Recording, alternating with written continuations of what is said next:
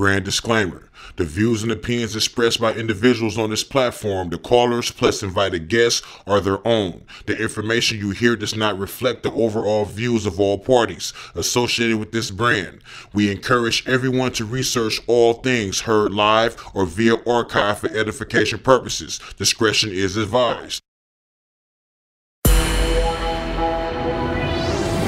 Fringe check, download today. Fringes is a new mobile app designed to meet, mix, and post with Torah keepers like you. That's right, how pleasant is it for brethren to dwell together in unity? Bring it out! Fringes is available on Google Play and the App Store. Thanks again, Sal. And thanks again, Debate Talk for You audience, for tuning in. Woo, boy, y'all in for a show tonight, let me tell you. Let me just first get started by saying that I did not want to do this. I still don't want to do this, but sometimes people just keep pushing me and pushing me and pushing me, and then I have to do what I have to do. Now, I'm not holding anything back tonight. I'm going to say some things. I'm not going to be disrespectful, though, because I never am. People try to say I am, but I never am.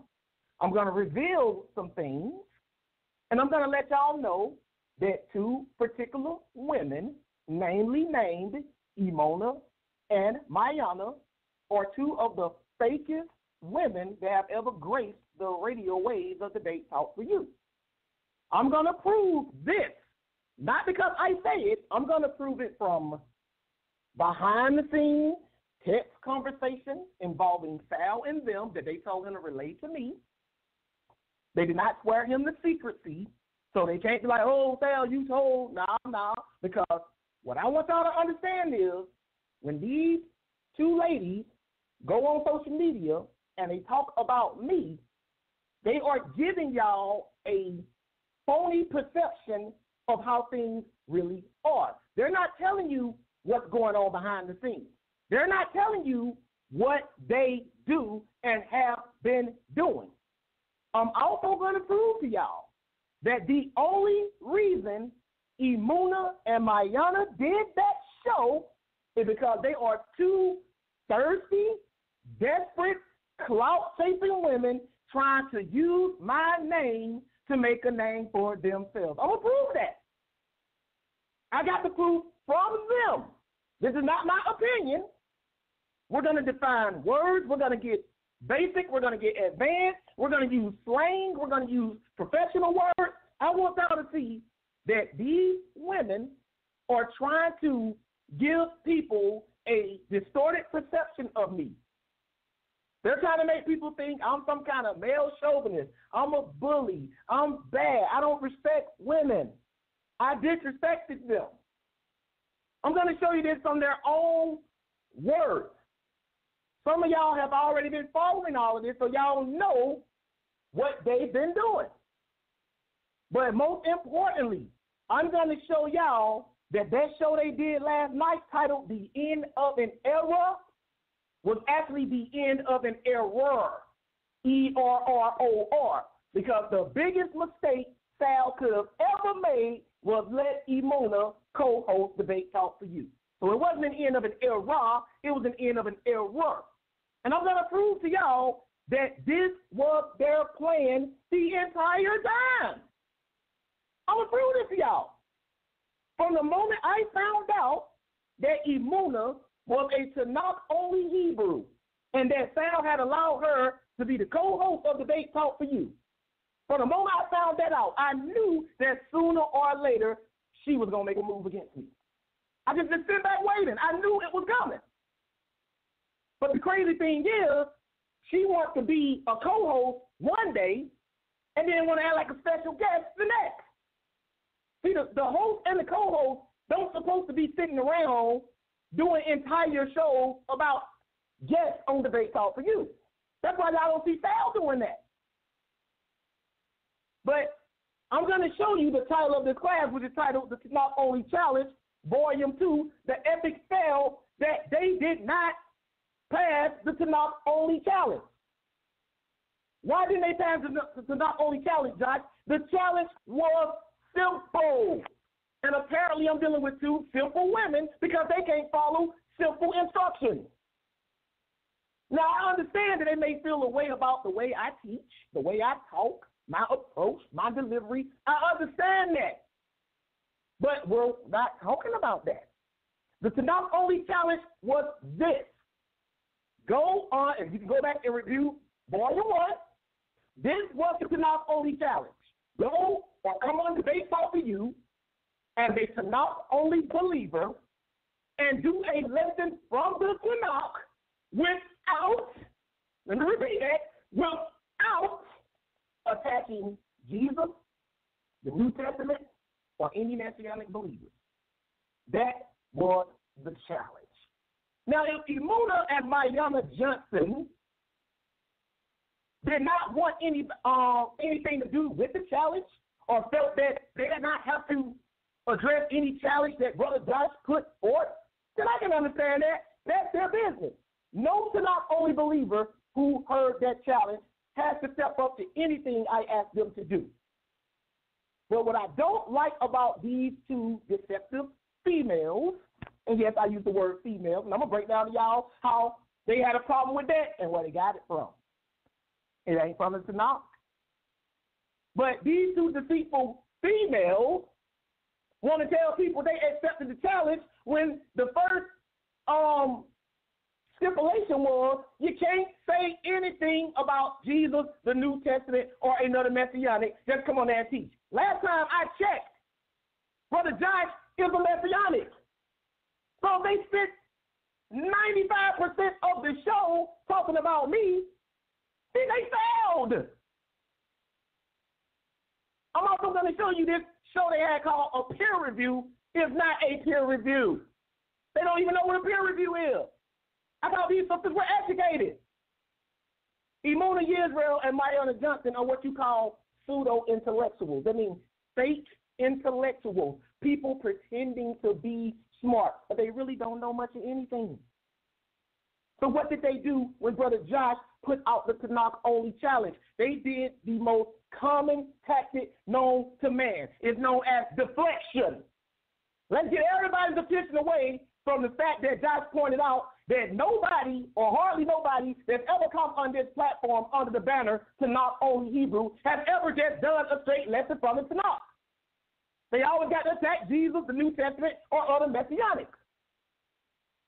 They didn't want anybody to focus on that. They didn't want y'all to know that the men who represent their worldview are weak. Most of them. I'm not talking about all of them. And I got to point that out too, because I said that about 7 to 8 times in my last class. I'm not talking about everybody. I was talking about TANAKH only believers and Messianics. I said that I don't know how many times, who behave like savages and thugs on social media towards each other. They curse each other out. They threaten each other.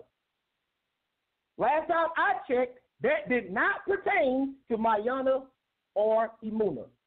To my knowledge, I've never seen either one of those women behaving like that on Debate Talk for You or on any social media outlet.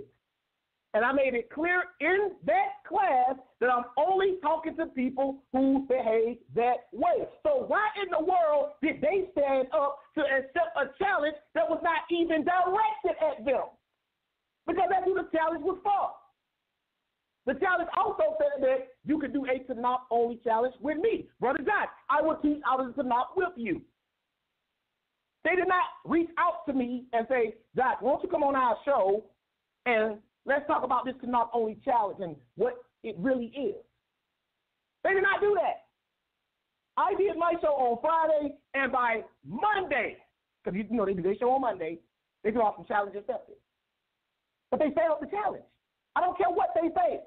If I go to Burger King and I order a Whopper, if I get to the window and the woman hands me a fish sandwich, did she get my order correct? No. Now, can you imagine that scenario? And you got your receipt and everything. See, look, Whopper, right here on the receipt. And the woman in the window trying to force you to take the fish sandwich. Now, you ordered the fish sandwich. That's what you asked for.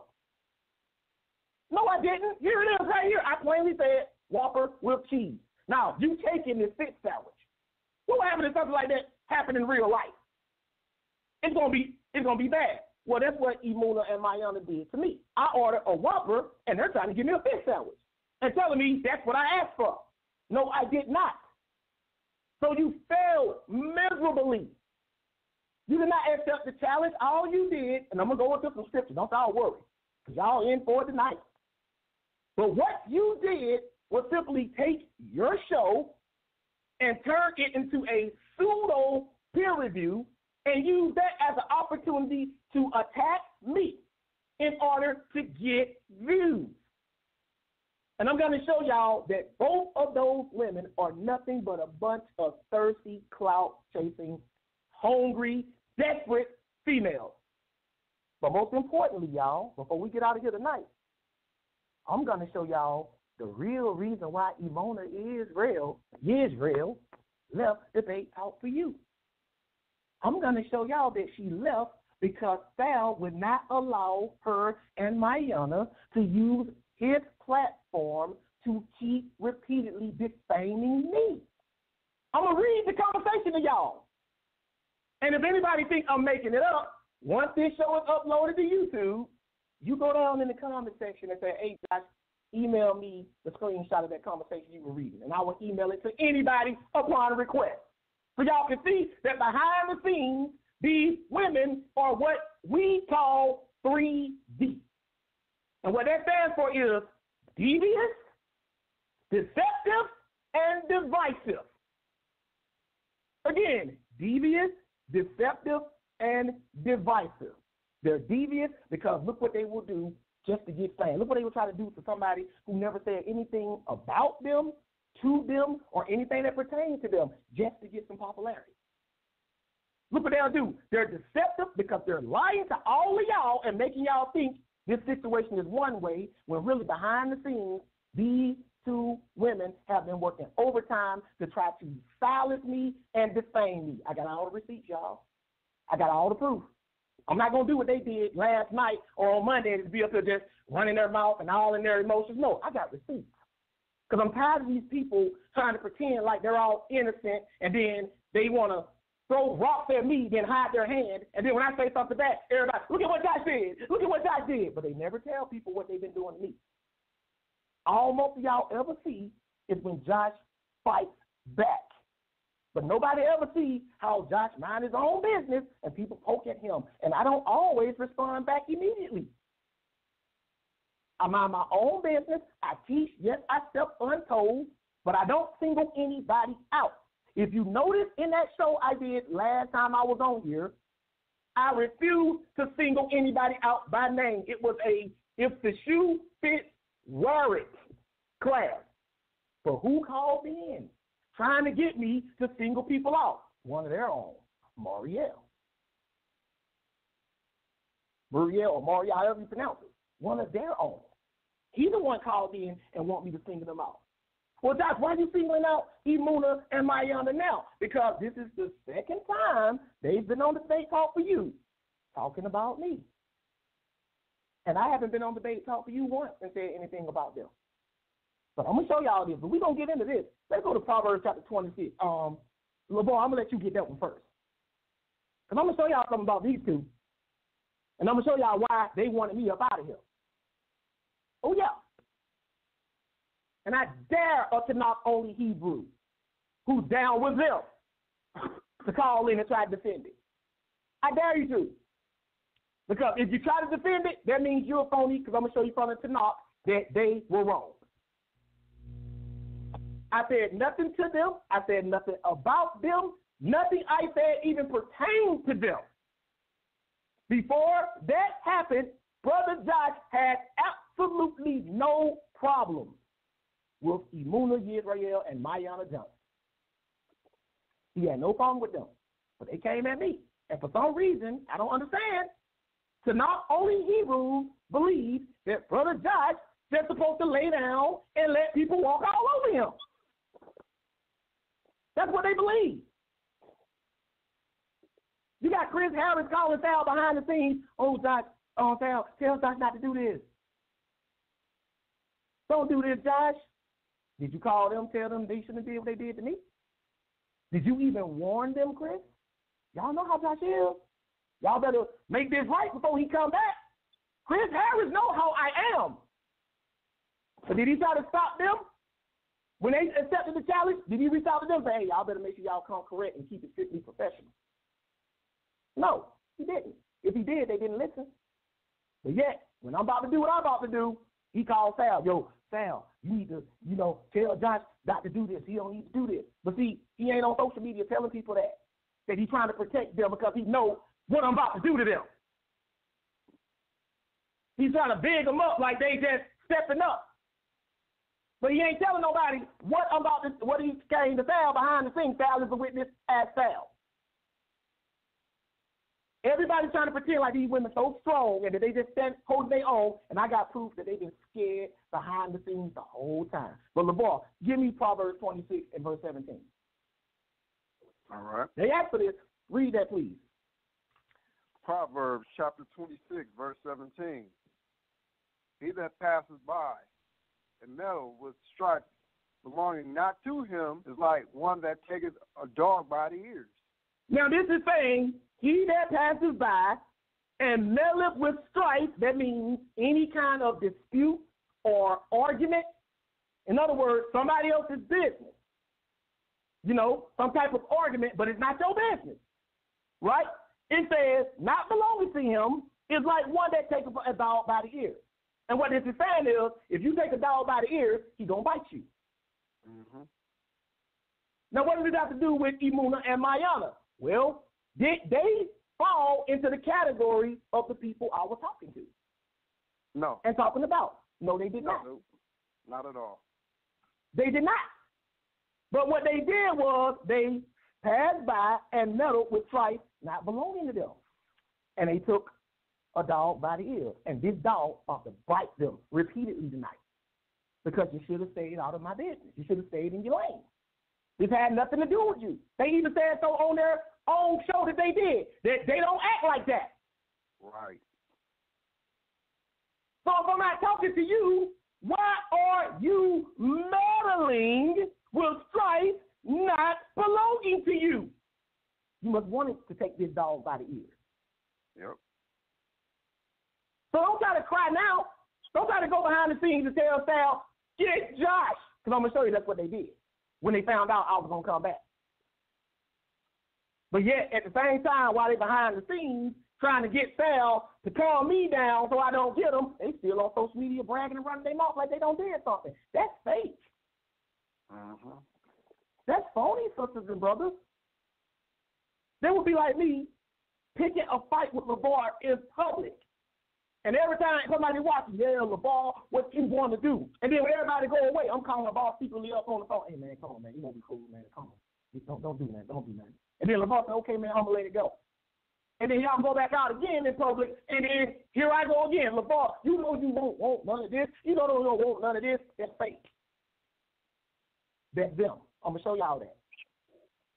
Because these two women are so stupid, they actually thought they could roll over Sal and me when Sal got all the receipts on how devious they been.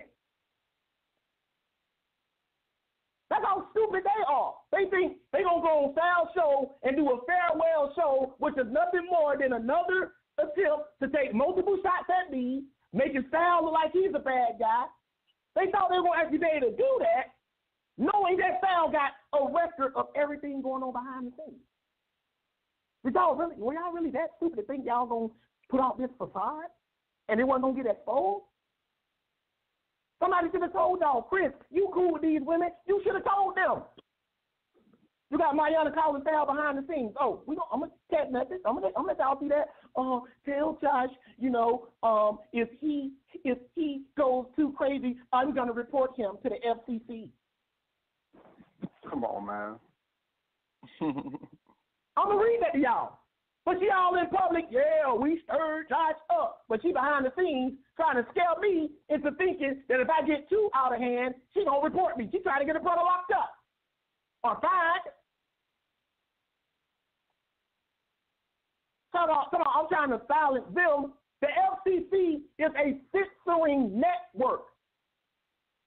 They are the people who monitor what is being said on radio and TV. And if you go too far, they can take you off the air. So if this woman is threatening to call the FCC on me, who is really trying to silence who? Because they're telling Sal that they're accusing Sal of trying to silence them. But behind the scenes, I'm going to show y'all that both of them were trying to silence me, and they done Sal because Sal would not serve me up to them. And that's why Imuna left. Get out of here with that end of an error crap. End of an error. Come on, they're having a celebration afterwards. You better believe we were celebrating because I wanted you gone anyway. Mission accomplished. I made you fall on your own thought. I didn't have to run you off the bait talk for you. You ran yourself off. You pulled the saw. One of his armor bearer to kill him. Lest these uncircumcised Philistines come and abuse me. Mm-hmm. Made you fall on your own thought. Didn't have to do anything. And you took your little flunky Mayana with you. Thank you. Mission accomplished. Now all we got to do is get rid of the rest of y'all fake TANAKH only who only want to come over here and argue. I'm not talking about all y'all. You know who you are. All we got to do is get rid of the rest of them. We'll be good to go. And I blame the TANAKH only community. Let me tell y'all why. And we're going to get back into this because I'm about to run my mouth like they were running their mouth. They want to cut a promo on me, so I'm going to cut a promo on them. All of y'all acting like y'all support them. I'm talking about the TANAKH only. Ask yourself this. When Mayana and Imuna did that class on me and Sal uploaded it to YouTube, within a day, how many views did it have? It had over 300. I had over 400. They'll tell you that themselves. This is the best show we ever did. That's good. But y'all do know it was only because it was about me, right? Because every other show y'all did before that barely bust 150 views. In months. Go look at the statistics. It's right there on YouTube. But that's not even my point. They did a show about me, and they bragged about how many views they got. Yet Imuna comes on here last night and does a tearful goodbye, and you got 156 views and 5 comments. Do y'all know what that means? That means the TANAKH only community care more about what they have to say about me than they do about why she's leaving the Base Talk for You after nearly 4 years of being on here. So y'all fake too. Y'all don't really support her. That should have been the biggest, most successful video they had. And nobody cared. I'm leaving the Base Talk for You, and I ain't got my reasons. I'm out of here. That should have blew up. I bet his brother Doc do a video saying that he leaving the Base Talk for You. He gonna have a lot of views. That'll be the most important video I ever did. Everybody, why Josh leave? Him and Sal fall off. What happened? Imuna leaves 156 views and 5 comments, and one of the comments from ABT. So it's really 4. A member of ABT. That's the Debate Talk for You universe, letting you know they don't care that you left, which means they never cared when you were on. So start with this tearful goodbye stuff, all this fakery. Y'all threw a party, try to throw a pity party. Want everybody to feel sorry for them because they women. And then want to turn around and be like, okay, if I say something too rough to them, hey, Josh, you're going hard on the ladies. But if I ignore them, oh, you think you too good to say something just because they're ladies? That's that little angle. Mm-hmm, yep. So since y'all are so determined to be considered equals with men, I'm going to spank y'all just like I was dealing with any other man on this platform. Good. Good. Yep. That's what I'm going to do. Since y'all want to pull the chauvinistic card, because a real chauvinist is like, I don't want to hit you, you're a woman. No, I'm going to knock you out just like I was dealing with a man. Metaphorically speaking, because you know Mayana, she's slow. She'll turn around and go tell somebody, he's going to knock us out. He's going to go hit us. More like literally hit them. She twists around everything you say. But let me show y'all something else. Let's go to the Stone Edition. We're going to read the same thing in the Stone Edition tonight. You know, the book they no longer talk about no more because we ran them up out of that. Yep, sure did. See, it's a lot of stuff y'all don't know. We've been schooling these TANAKH only Hebrews since they got here. You know they'll talk about the Stone Edition tonight. Y'all remember they were pushing that real tough one time?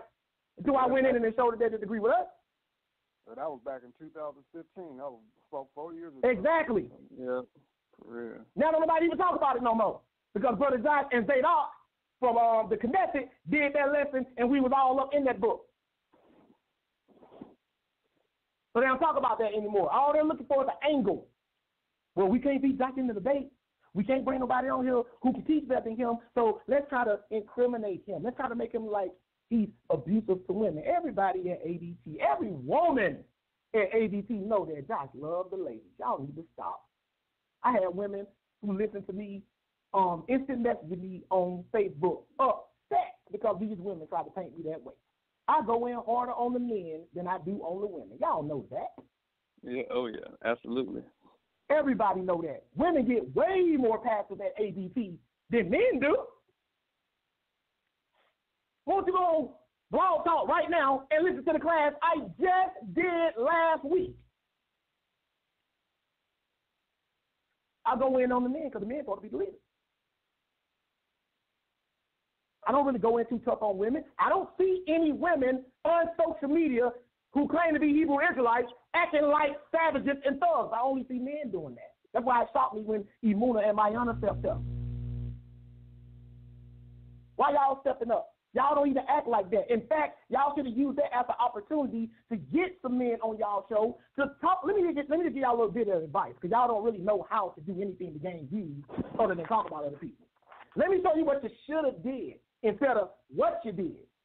After I did the TANAKH only challenge, you should have probably called up Chris Harris or Davon Mays or Moriel, invite them on your show as a special guest, and just interviewed them saying, what do you think of Josh's TANAKH only challenge, and do you think we should accept it? Do you think he has a valid point? Why or why not? Would have got the same amount of views. Y'all would still be on the Debate Talk for you, and Josh would have no problem with that. And that would have been more interesting because it would have created a fruitful dialogue. Exactly. And besides that, Chris Harris actually called in and agreed with you when you came right up with the TANAKH only challenge. Exactly. He agreed. For the moment. Because, you know, when the next person comes, he agree with them. Yep. Right. We know Chris. You follow what I'm saying? Hey, flip more than a gymnast. For the moment.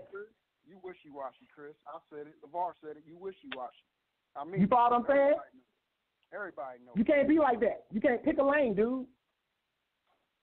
You can't be my friend and my enemy. You got to pick a lane. Either you 100% cool with me or you 100% can't stand me. I don't do that lukewarm crap.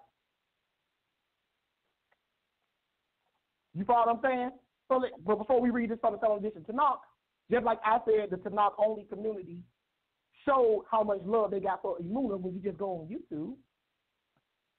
Imuna and Mayana showing the TANAKH only community how much love they got for y'all.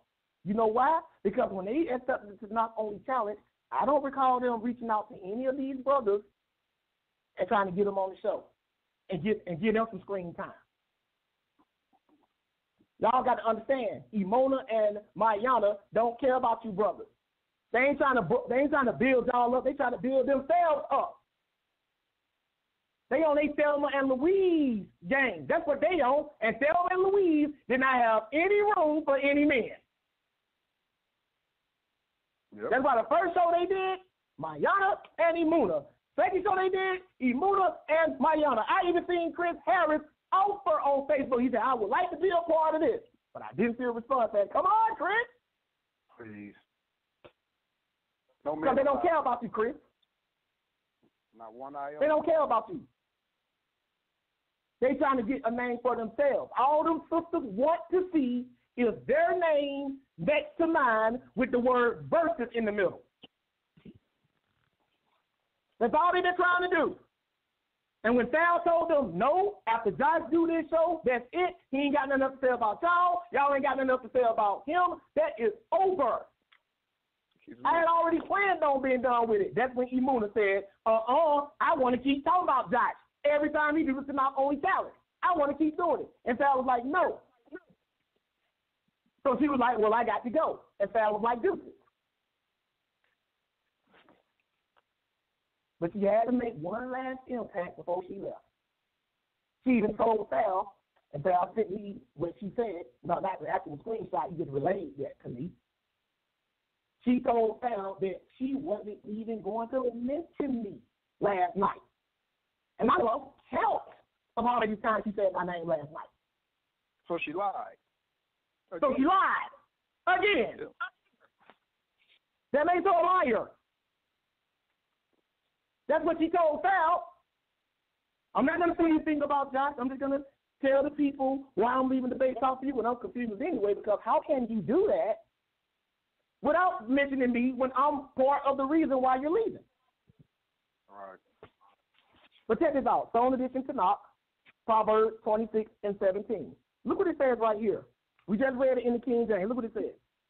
Like one who seizes a dog's ears, so is one who grows wrathful over a dispute that is not his. That means you getting mad over an argument or a dispute that don't even pertain to you. That's Imuna and Mayana. This is TANAKH. Y'all going against TANAKH. What you get mad for? If I stood up right now and did a whole show saying homosexuality is wrong, we shouldn't be doing it, that's what it says in TANAKH, why in the world would any heterosexual who's abiding by that law stand up and get mad? That's a good point. Yeah. That's what I. Why would they do that? But that's what happened with them, because they don't fall into the category of the people I was talking about. They don't act like that. Those are people sisters. That's what I thought. So why they getting wrathful over a dispute that don't pertain to them? So let's move on, though. Let's go to Proverbs 25. This on you up, Antoine. Gotcha. That's why they left. They knew this was coming. The end of an era, boy. The end of an era, like she got during Martin Luther King or somebody. You know what I'm saying? Like Nelson Mandela just died. It's the end of an era. Wow. Right. You know what I'm saying? I did not know that an era was a little bit over 3 years. You know, the word era do just mean in general a period of time. It's not really defined. But usually when you hear the word era and it coming to an end, that means somebody who's been doing this thing to gray hair status. Right. That's right. You follow what I'm saying? This woman was on here for a little over 3 years and she leaves at the end of an era. Wow. I wouldn't even say that once I left the base off of you. I'll just be like, I'm gone. People might call it that, but I ain't going to call it that unless I do this for like 30 years. And they say, I got an ego? Nah. Get out of here. That's very narcissistic. Exactly. Y'all killing me. And these are the type of people they want to replace me with. A boring segment every month, every Monday that nobody cares about. Nobody. They knew they sucked. They knew it. That's why they came at me. They heard that's not only talent, and y'all know what they said? Girl, that brother Josh, boy, he always coming up with something innovative and new. Well, you know what, Mayana? What, Imuna? We should try to piggyback off of that. How we going to do that, Imuna? Let's just attack him. Let's pretend like we're going to accept the challenge and just attack him and watch the views go up. And it worked. And they even said that they were happy about that. I'm going to read it to you. It's right on their Facebook pages. I'm going to read it. And they got a taste.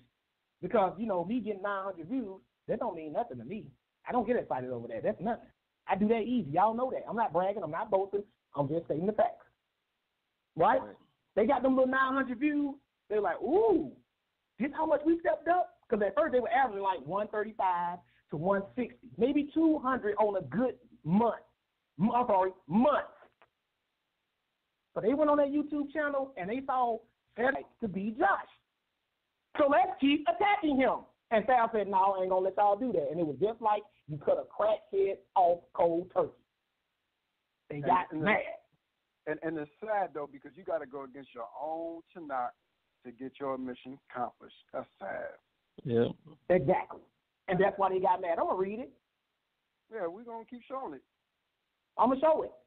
Well, here we go right here. Proverbs 25 and 8, Antoine. Hook me up, please. All right, Proverbs chapter 25, verse 8. And it reads, Go not forth hastily to strive, lest thou know not what to do in the end thereof, when thy neighbor hath put thee to shame. What this is saying is, don't be so quick to go and try to start a dispute or an argument or a beef with somebody. Let thou know not what to do in the end thereof, when thy neighbor have put thee to shame. That is being fulfilled tonight. Mm-hmm. Even the hastily part, because I did my show on Friday, and in a single weekend, Imuna and Mayana jump up trying to piggyback off of it. But y'all know what's so funny, though? None of these TANAKH only men believers have stepped up to the challenge yet. Nope. None of them. Sal telling me, Josh, I got 2 openings Friday, and then Robert Reed got a class on Friday, and then Friday after that. You know what I'm saying? I'm like, whoa, all these Fridays, and y'all know that's the hot day. Right. Friday. Yep. All these days open, and none of these TANAKH only brothers stepping up to the challenge. It's real simple. Do a lesson from the TANAKH without dissing another belief system. And you know what, Josh? I thought about it, bro. And I was like, I've heard this done before. But again, like we were saying, it's like 99.9% of them won't just do it. And the last time I think I heard it done was years ago by the brother Nasi Yashubel, who I got respect for, seeing that he slayed Sarah Sunseti at that particular time, and he was riding that wave. He came on here and did it, no problem. But he does not act like the ones I described. That's my whole point. That's why we keep saying not all TANAKH onlys are like that. Exactly. Well, we keep saying it, but the ones that we've been seeing for the past couple of years fit that mold. He doesn't. Exactly. But they keep saying, we accepted the challenge. No, you didn't. You can't follow simple directions. And they were really simple. If you didn't want to do it, just say, Josh, screw you. We don't got to do what you asked us to do. Then say that. Okay, cool. But don't try to pretend like you stepped up. Step down. You know what I'm saying? Stop it. Deceptive. That's why they left. Think about it, y'all. I did nothing. They mad because I left comments under their video. How many people leave comments under my videos? On my YouTube channel and on the Debate Talk for You YouTube channel. I don't go crying this out. You need to delete these comments. You need to block these people. Right, yeah. They mad at Sal because I commented. Yeah, all that fake strength is a facade, man. You can't take that. Right, you can't take that. Come on, man. That's all I did. I am posting under the name CJ. Under their first video they did about me. I wasn't disrespectful once. Mayana saw me use the word female. Oh, you're calling us females. Oh, my. That's what you are, though. That's what you are. What in the world? Oh, my goodness. I'm going to show y'all, but yo, I'm going to show y'all why she don't like to be called a female. It ain't got nothing to do with no lesbian or no transgender stuff. It's just feminine stuff. Yeah, feminism crap, yep. That's not. I'm going to show y'all that.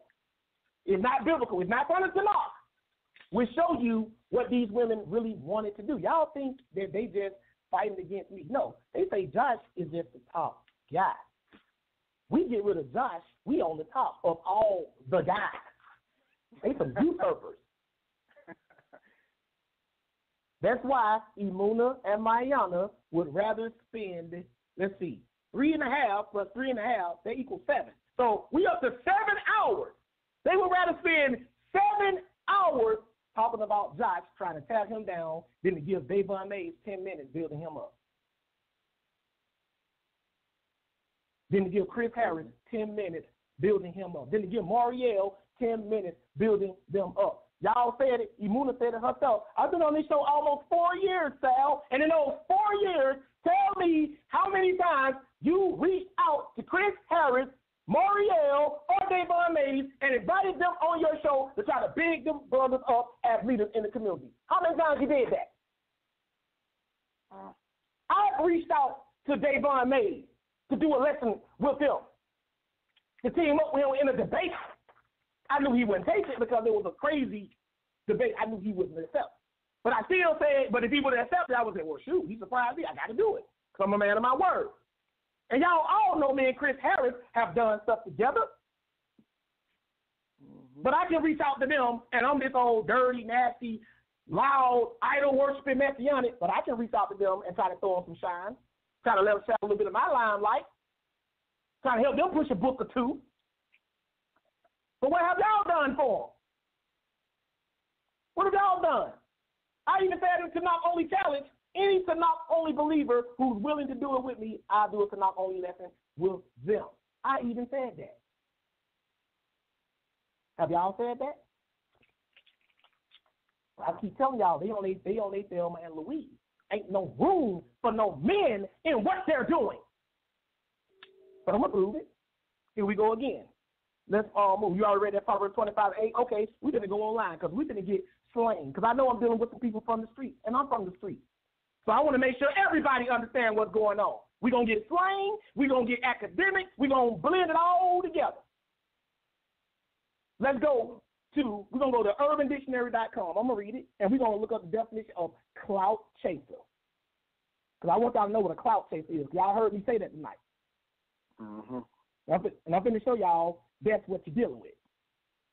Because that's what these women are. They're some clout chasers. They try to come out like, oh, we're just trying to just reach the people. No, you're not.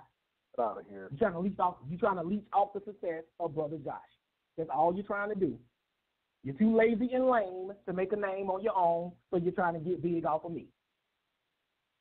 You know what I'm saying? I'm going to let y'all see it so y'all can see. We're at urbandictionary.com on the clout chaser. This is what it says at the top entry. And then when I read this stuff on Facebook that they posted, y'all tell me if they fit this definition or not. And we don't read a couple of them. This is entry. This is the top definition, clout chaser.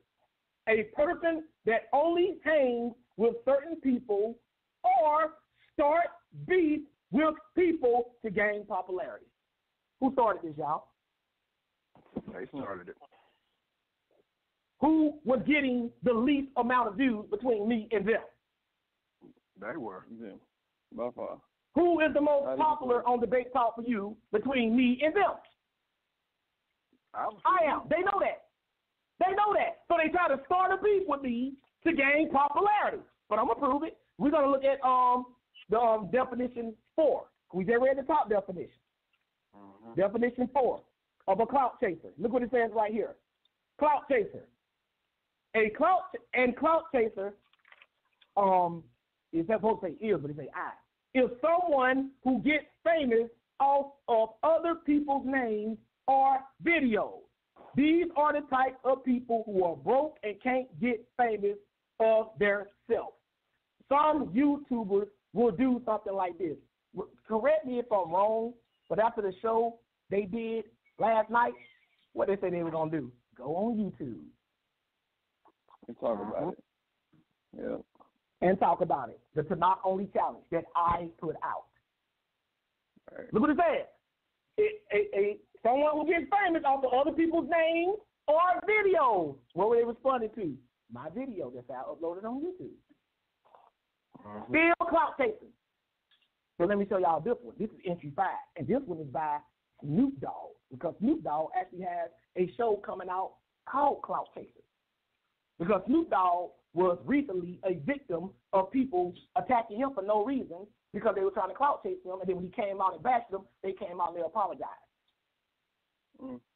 And all these clout chasers are liars. They make up stuff about people. They try to slander people. They try to demean people to try to make a name for themselves. But look what it says right here. Clout chaser. Now, a person who strategically associates themselves with the success of a popular person or a currently contemporary trend to gain fame and attention. The farewell show of Emunah Israel. The end of an era. It almost echoed when you read it, sister and brother. I can almost hear the echo. Mm-hmm. Trying to get attention. Please, with them fake emotion and crocodile tears, please spare me. Look what it says right here, though. This personality disorder, wait, whoop, stop. It's a personality disorder. Clout chasing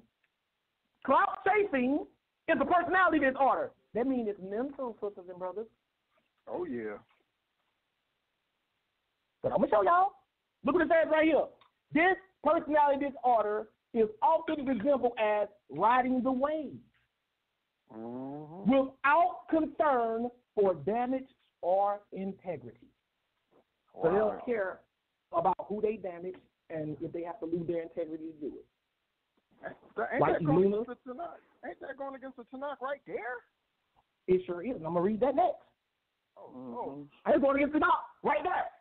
Trying to get some glory. Trying to get popular. But it knows what it said. Without any concern for damage or integrity. They didn't care if what they said about me damaged my reputation or my ministry. They didn't care. They didn't care if they had to suspend all forms of integrity to do it. They didn't care. All they knew is that they wanted to strategically associate themselves with the success of a popular person, which is why Mayana went on social media and told everybody from now on, every time Josh does a TANAKH only challenge, we're going to follow it up with a peer review. They're trying to strategically associate themselves with it. And the people in the TANAKH only community act like they're too stupid to see what these sisters are doing. Like y'all can't figure it out. Because they hate me so much, they overlook anything anybody bad do against me. The hate is real, from these are some evil, demonic, possessed people. Muna Yandrell and Mariana Johnson. There are two Jezebels, and I'm not talking about a whore, because that's a New Testament concept. I'm talking about the wicked woman who usurps a man's authority and do what she want to do. That's exactly what Imuna did to Sal. Sal got a strict policy on his show. You cannot come on his show and talk about another special guest if the special guest is not available to defend themselves. That's been Sal's policy for almost forever. Definitely before Imuna and Mayana got here. But he didn't know what they were going to do. But he told them, I'm going to let y'all do this. But I'm going to let Doc do the same thing to y'all. And then they got mad. She usurped Sal. She didn't even tell Sal what she was going to do. If she would have ran that by Sal, Sal was like, no, you can't do that. Come on now. But she just went and did it. Just like Jezebel, which we're going to read about, just usurped Ahab, and then what she wanted to do. I told her, you can't do this no more. She left. Jezebel. You can't reason with Jezebel. Jezebel don't want to be submissive. You don't get Jezebel her way, she take her ball and go home. Put all this time in. They show you how much they care for Sal. Second, Sal do one thing they don't like, they quit. Sal will tell you himself. It's been many times me and Sal don't bump heads on policies of the show. But I ain't never told Sal, well, Sal, if you don't change this, I'm leaving. I ain't never did that. Right. This is probably the one and only thing they ever disagreed on, and that's all it took for her to walk. Wow. She don't care about no Sal. She don't care about no debate talk for you, and she definitely don't care about me. Ain't nobody looking at it like that. How they left Sal high and dry like that. Which, when you think about it, it ain't too high and dry because, you know, if you got a bank full of pennies, somebody take one, you ain't going to miss it. But this is what they did, clout chasing. But I gave y'all the urban. I gave y'all the slang. Now let's get it from the Bible. Let's go to Proverbs. And notice, I'm still staying only in the TANAKH. Still doing what they can't do. Proverbs 25:27. Y'all should stay in y'all lane. Should stay in y'all lane. All they had to do, if they wanted to use my name in any shape, form, or fashion, all they had to do, Sal, can you call Josh up? Let's get a Sunday conference call going. We want to ask him if he'll come on our show, talk about some things. Would he be willing to do that? So, I'll see what I can do. Josh, Imuna and my young, they want you to come on the show. What's up? Just talk about this TANAKH only challenge you just put out, and why you think it's a good idea. You know, same amount of views, same amount of attention, no beef. But these sisters not interested in peace. They're not even interested in trying to help the men. 2 shows they've done on Brother Josh. 7 hours in total. Not one time did they ask Chris, Davon, or Marielle to do the show with them. But here I am at ABT, and I got both of my brothers with me. I let them do it with me. I'm not, LeVar, shut up. Antoine, don't say nothing. Just read. I ain't like that. I let them speak their mind, too. I want them to get a piece of this, too. And y'all brothers act like y'all too stupid to see that these sisters are trying to usurp y'all. I'm going to tell you that Mayana, she's so ignorant of the Tanakh. She thought I was quoting Paul when I said to her that I want to bring this to the men first because that's what it says in the Tanakh. Oh, that's not in the Tanakh. What are you talking about? It's on their YouTube video. Lord, yeah. She thought I was quoting Paul. Right. This is in the Tanakh. I'm going to show y'all that.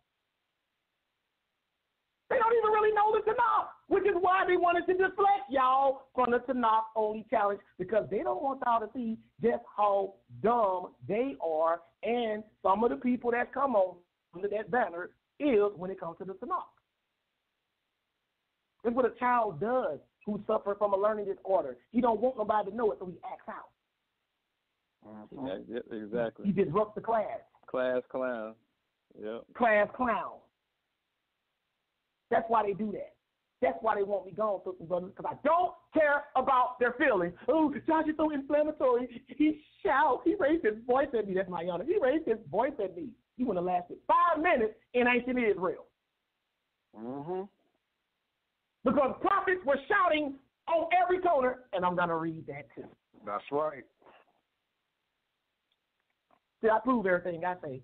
They just give you conjecture and emotion. Emotions, feelings. Feelings. Trying to turn the women against me. See, he's against the women. You know, he called us females. Okay, I sure did. Oh, my goodness. But check this out. Let's go to the Bible. This you, LeVar, Proverbs 25, 1 verse 27. A couple of clout chasers. That's all we dealing with. Go ahead and read. Proverbs 25 and 27. It is not good to eat much honey. Their own glory is not glory. It said it is not good to eat much honey. So for men to search their own glory is not glory. That means glory means popularity, fame. The Tanakh, this ain't Paul. This ain't Jesus. This is Solomon. You know, King Solomon, David's son. It said it is not good for men to search their own glory. Because for men to search their own glory is not glory. That means you're trying to seek to be popular, seek to be famous.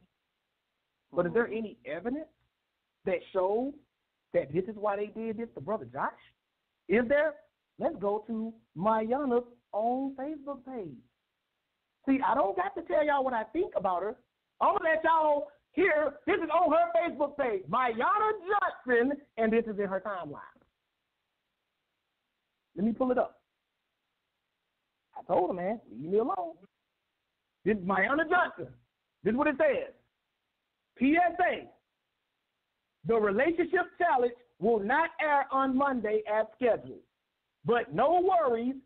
Check out our Trending Monday, January the 28th show, which has garnered over 900 views and more than 150 comments. Oh, Lord. See? What does that have to do with anything? See? They got a piece. They got a taste of what it feels like to be ABT. Because this is nothing to us. Nothing at all. Their show was boring, and it sucked. So he was looking for something to make them popular. So go ahead, Antoine. You about to say something? Go ahead, speak on it. Oh, no, I wasn't about to say anything. Oh, okay. This is right here on her timeline. Now, y'all tell me, to not only believers who stand behind these women, explain to me why she is making a big deal about getting 900 views, because they never got that many views before.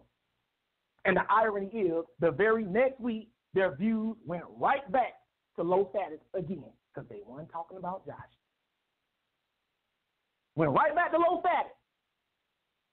That's the reason why they got mad at Sal. You can see how happy she is. Sal basically told him, nah, this, y'all ain't getting 900 views no more. That ain't gonna happen no more. Unless y'all do it on y'all own thing. What? No! Like you cut a crackhead out cold turkey. You got to taste of that crack. You know, they say that first time it's free. And after that, you addicted. They saw them high numbers, and they were like, man, we got to keep this gravy train running. We need to just keep talking about Josh. That's all we got to keep doing, girl. And we'll keep seeing views like this every time we come on the air. And Sal said, I'm not going to let y'all be at Josh. And that's why they left. And then you got these weak behind men that's going behind them, gassing them up, telling them how much they did such a good job, great job, just as y'all did good. I'm like, exactly. Dude, you got to be the most delusional person in the world. Like, why would you even encourage this? Let's just say, for instance, they are completely ignorant to what they did was wrong, or they had no understanding on what they was doing, period, whatsoever. Oh, a real friend, a real righteous person that come behind them, like, so let me take you to the side, let me tell you something. Because we've done that with people. We've talked to people behind the scenes about something like, look, I don't think you should do that, or I don't think you should do this, or I think you might have went about this the wrong way, or went about that the wrong way. You know what I'm saying? But when somebody should have told them, like, sister, y'all completely missed the point of this challenge. That's not what he was talking about. So you making all of us look bad about you going out here and doing this right now, but you got dudes like that just because they got envy issues and jealousy issues. Exactly. Sending these women out there, you know what I'm saying, making a fool of themselves while they sitting back there in the back with their pom-poms on. Like, how that look? Exactly. Y'all sent these two women on a kamikaze mission. Pretty much. Crash test dummies. Exactly. Even if you look how she got the word 900 written, got two big old eyeballs right before the 900. Like, look, that's what I mean. Look. Oh, come on, man. It ain't written like we that. We can screenshot it. No, I'm not lying. Stop it. Emojis on deck. Emojis on deck. Oh my goodness, man.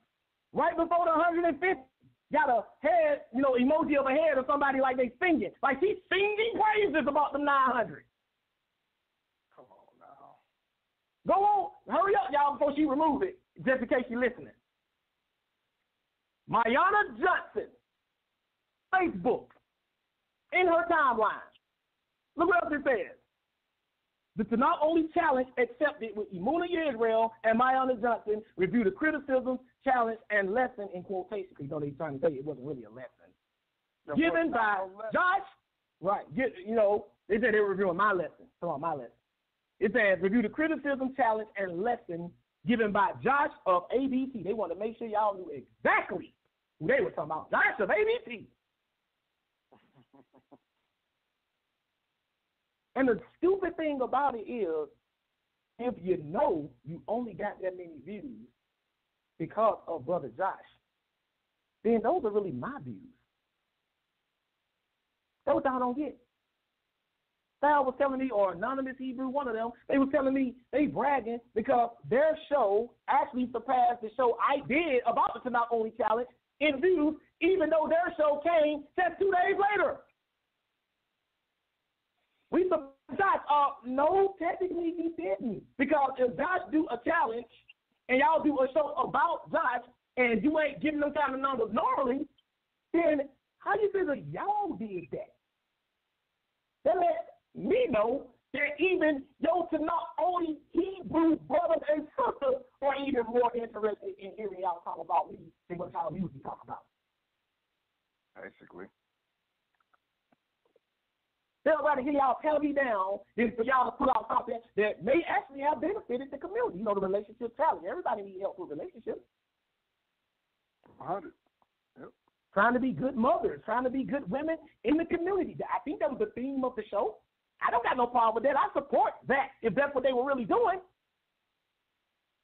But no, y'all got greed. Y'all got the spirit of Korah on y'all. It wasn't enough that Sal gave Emuna her own show that she could do every week, Mayana her own show that she could do every week, and made Emuna the co-host of Debate Talk for You. Meaning Emuna sees everybody's phone number that call in because she gets to see the switchboard and everything. It's like when the Pharaoh told Joseph, when Joseph interpreted his dream and gave Joseph that power, he said, only in the throne room, Joseph, will I be greater than you.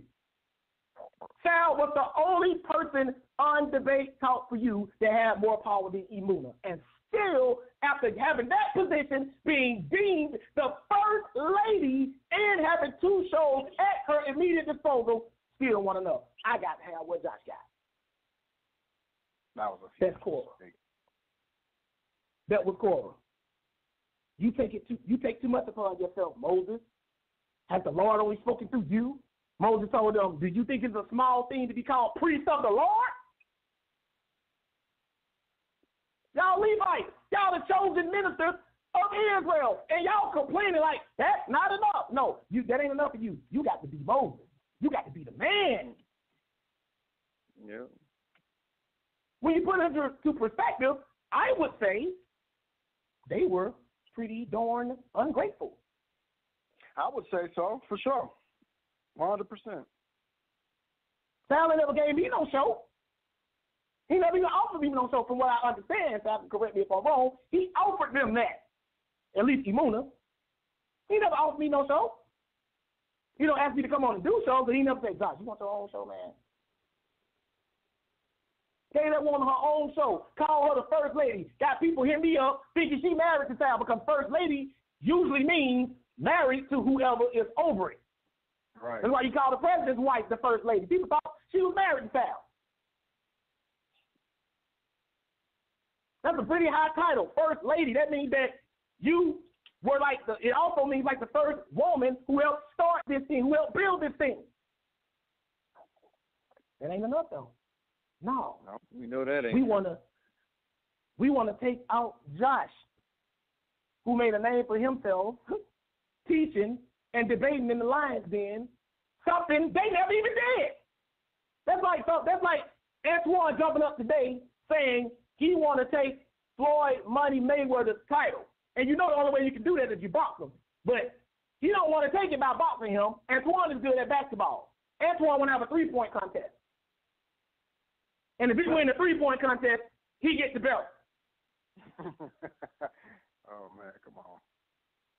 The things that made this debate talk for you audience love and respect and appreciate me, debates and teaching. Debates and teaching. They have done neither. And when I say teaching, I ain't talking about, explaining something in the form of a discussion. I mean, coming on here and breaking down stuff from the Bible based off a topic in the Bible. Right. Not sitting around having the discussion. Exactly. Pod shows do not count. I'm not talking about them. That was not a. I'm not saying you can't learn anything from that. But that's not what I'm talking about. I can't stress it enough. That was not a lesson. Neither one of those shows was. I know the second one wasn't meant to be, but that first show was not a lesson. That was not a lesson. That was a. How can it be a lesson and a peer review? But how can it be both? See, I tell y'all how stupid they think you are. Because a peer review is almost the opposite of a lesson. Because a peer review is a review of somebody else's lesson. And they didn't even do that right. And they didn't even do that right. A true peer review would have been them going to every scripture I went to in my class and saying why or why not I broke it down correctly. Right. Every single one. That's a peer review. Get online and look that up, sisters. Don't let these women fool y'all. They think peer review means the literal definition. Josh is our peer. We're going to review him. Y'all dumb. That ain't what it means. Well, can I review something that was said on that first show? Because I thought it was absolute asinine. Okay. They, TANAKH, I understand your worldview, so on and so forth, about the New Testament and Jesus, whatever. But you gave a TANAKH lesson.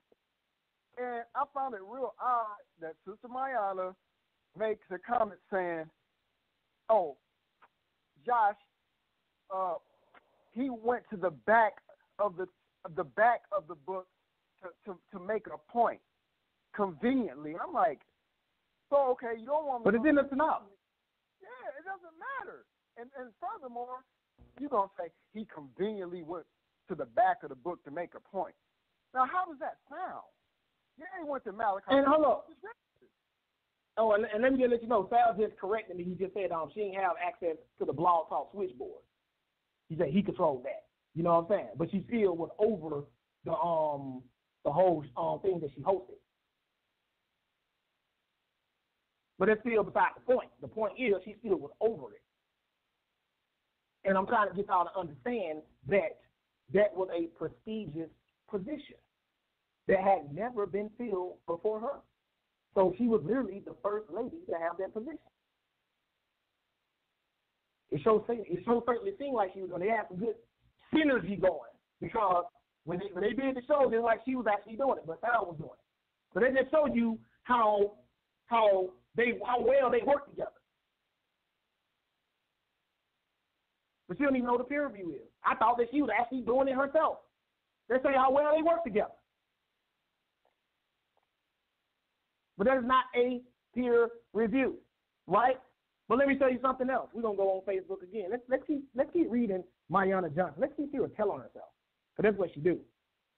She don't know it. Wait. Nah. We're gonna keep it like we always do it. Let's go to the phone. When you ready, Sal.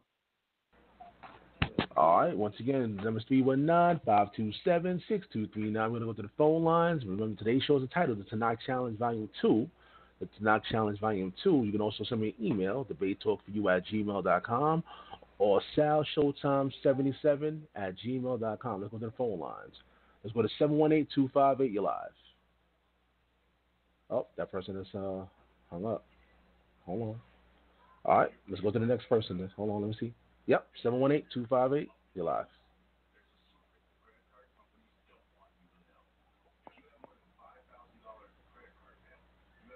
Going once. All right. Let's go to the next caller then. Let's go to 813-240. You're live. Hey, shalom, Sal. Shalom, Josh. Shalom, LeVar. And shalom to the Debate Talk for You audience. I just want to make a comment. And when he gave his Tanakh only lesson, I did say that I was part of a lot of the riffraff and a lot of the other nonsense that was going on, whether on air, off air, online, offline. And I agreed with Josh that needs to stop. One of the things also, when I was just called wishy-washy by LeVar, I accept that comment, and I actually forgive you for it, because I do deserve that, because I have been wishy-washy in the past. But one of the things I do and would like to address with Brother Josh here is I actually text Josh about the lesson. And I just want to say once again, Josh, I want to reiterate your lesson in Isaiah. Josh used a quote from Isaiah 58, and he said that was very true what he said. And I said that actually struck me, real talk. Josh texts me back and says, real talk. I then proceed to call Josh so we can do a Tanakh-only lesson together. And I want to accept that Tanakh challenge, because I said challenge accepted. Let's build and not tear down. And he says, hallelujah. I look forward to seeing the Tanakh-based class you do next. I actually text you again saying, could you give me a ring, please? Maybe because I'm wishy-washy, you decided not to give me a call. I don't mind that. I then reached out to Sal so we can do a Tanakh-only class together. And this is what Sal told me. And he said, I just spoke to Josh. He doesn't want to do a dialogue with you. Josh would rather do a Tanakh challenge class with you under one condition: if you can convince the ladies to apologize on air this Thursday. Other than that, he declined. And I said, okay, that's fine. A lot of things have happened in the past. But the thing I do want to address to you, Josh, is you offered the Tanakh challenge, and I accepted it. I haven't made any videos slandering you or anything else. I actually reached out to you, and you said the only condition that you would do it on, the only one. One second. No, Sal, do not do that, Sal. Let me finish. I've been waiting for you. Let me finish, sir, please. You can have it. Okay, go ahead and finish. And then thank you. And what's it called? When I finished, I'll let you talk, and I'll let it go. And I was reaching out to you so we can do one together. And one thing I did say was, let's build, not destroy. And you're right about that. So remember, Jesus said, forgive your brother 70 times 7. And that's what you're obliged to do, because that's what I must also do. And 70 times 7 was also a reference to the Babylonian captivity that was taken on by them. I hear you breathing hard. Just wait 1 second. But I did accept your challenge, and I reached out to you, especially with all this going on. So with that being said, Sal, I don't want to talk to this gentleman about anything, and I spit on this lesson.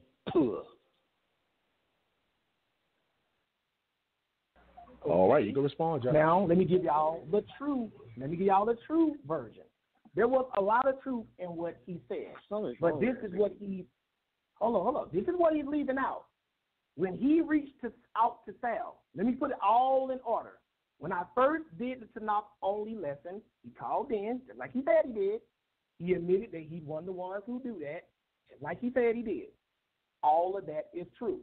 He sent me a text later on and said that Isaiah 58 really spoke to him, real talk. And I said, hallelujah, just like he said.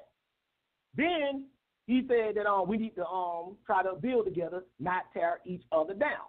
And I said, I look forward to seeing what you bring from a Tanakh only lesson. All of that is true. Did he try to reach out to me after that? Did he try to call me? I think I got a missed call from him, but he didn't leave no message or nothing.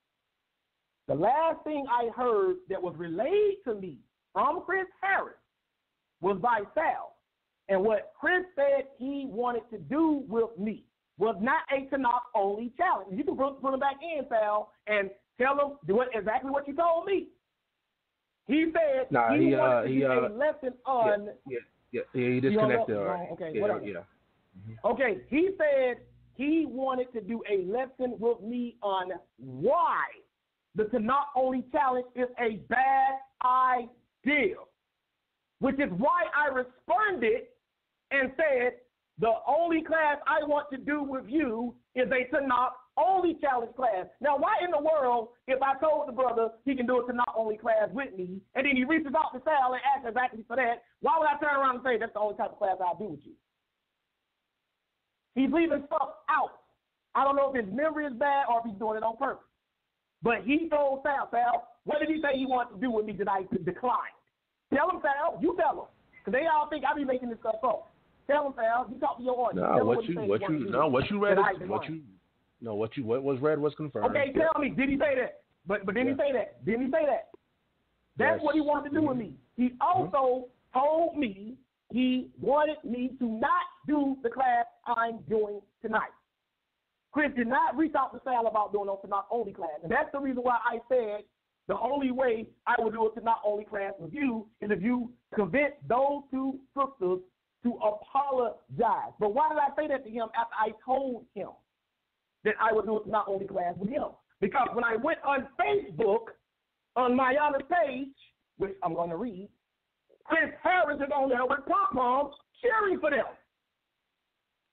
You cannot tell me you want to build with me, then I see you laughing and drinking beers with my enemies. Right. That's why I said that. That's why I said that if you make them apologize, then I will do something with you, because that eliminates the conflict of interest with Chris Harris. Because the conflict of interest is, on one breath, I'm saying I want to do something with Josh, and on another breath, I'm on Facebook laughing it up with his enemy. Come on, man. So if you can get my enemy to stop tripping, then I will do something with you. That's what happens, sisters and brothers. I didn't just tell Chris I'll do something with him and then just stop. Why would I do that? He had to do something that made me change my mind. And I'm going to read it to y'all on Facebook, and everybody want to pretend like Josh is crazy and he just tripping. I'm going to read y'all this stuff. I will get into that. This is stuff that's still on her channel. I'm on her page. And then he just further proved, he just contradicting himself in this whole call he just made. Like, I called him, and I did admit I was one of those people that acted like that. I was one of these people that did this and that. Then he proceeds to lie, not tell the whole truth about everything that happened. Then before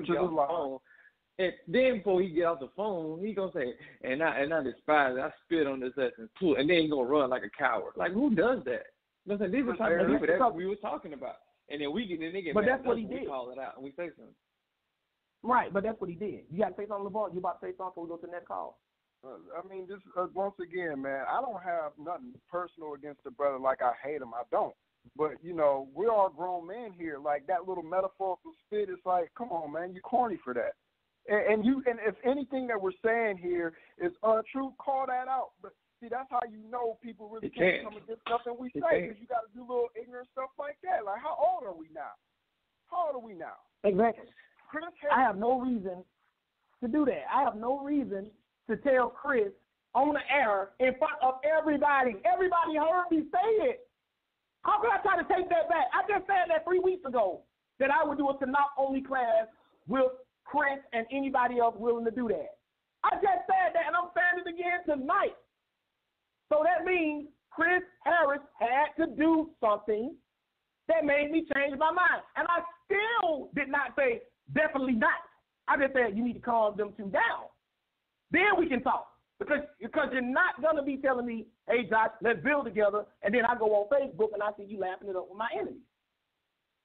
You can't do that, bro. I don't know where you from, but where I'm from, if LeVar tell me he got my back, and then I go, I'm just have to be cruising through New York or whatever, and I see him having a candlelight dinner with Mayana, there's going to be some questions. You follow what I'm saying? They ain't even doing that. What's going on here, LeVar? Whoa. You know what that sister did to me. What's up with this? That's all I'm saying. I ain't got nothing against Chris. And I even told Sal, and I told Anonymous Hebrew this, and he can call and verify this. I said, I think what Chris is trying to do for them is noble, because he knows what I'm going to do to them, and he's trying to protect them.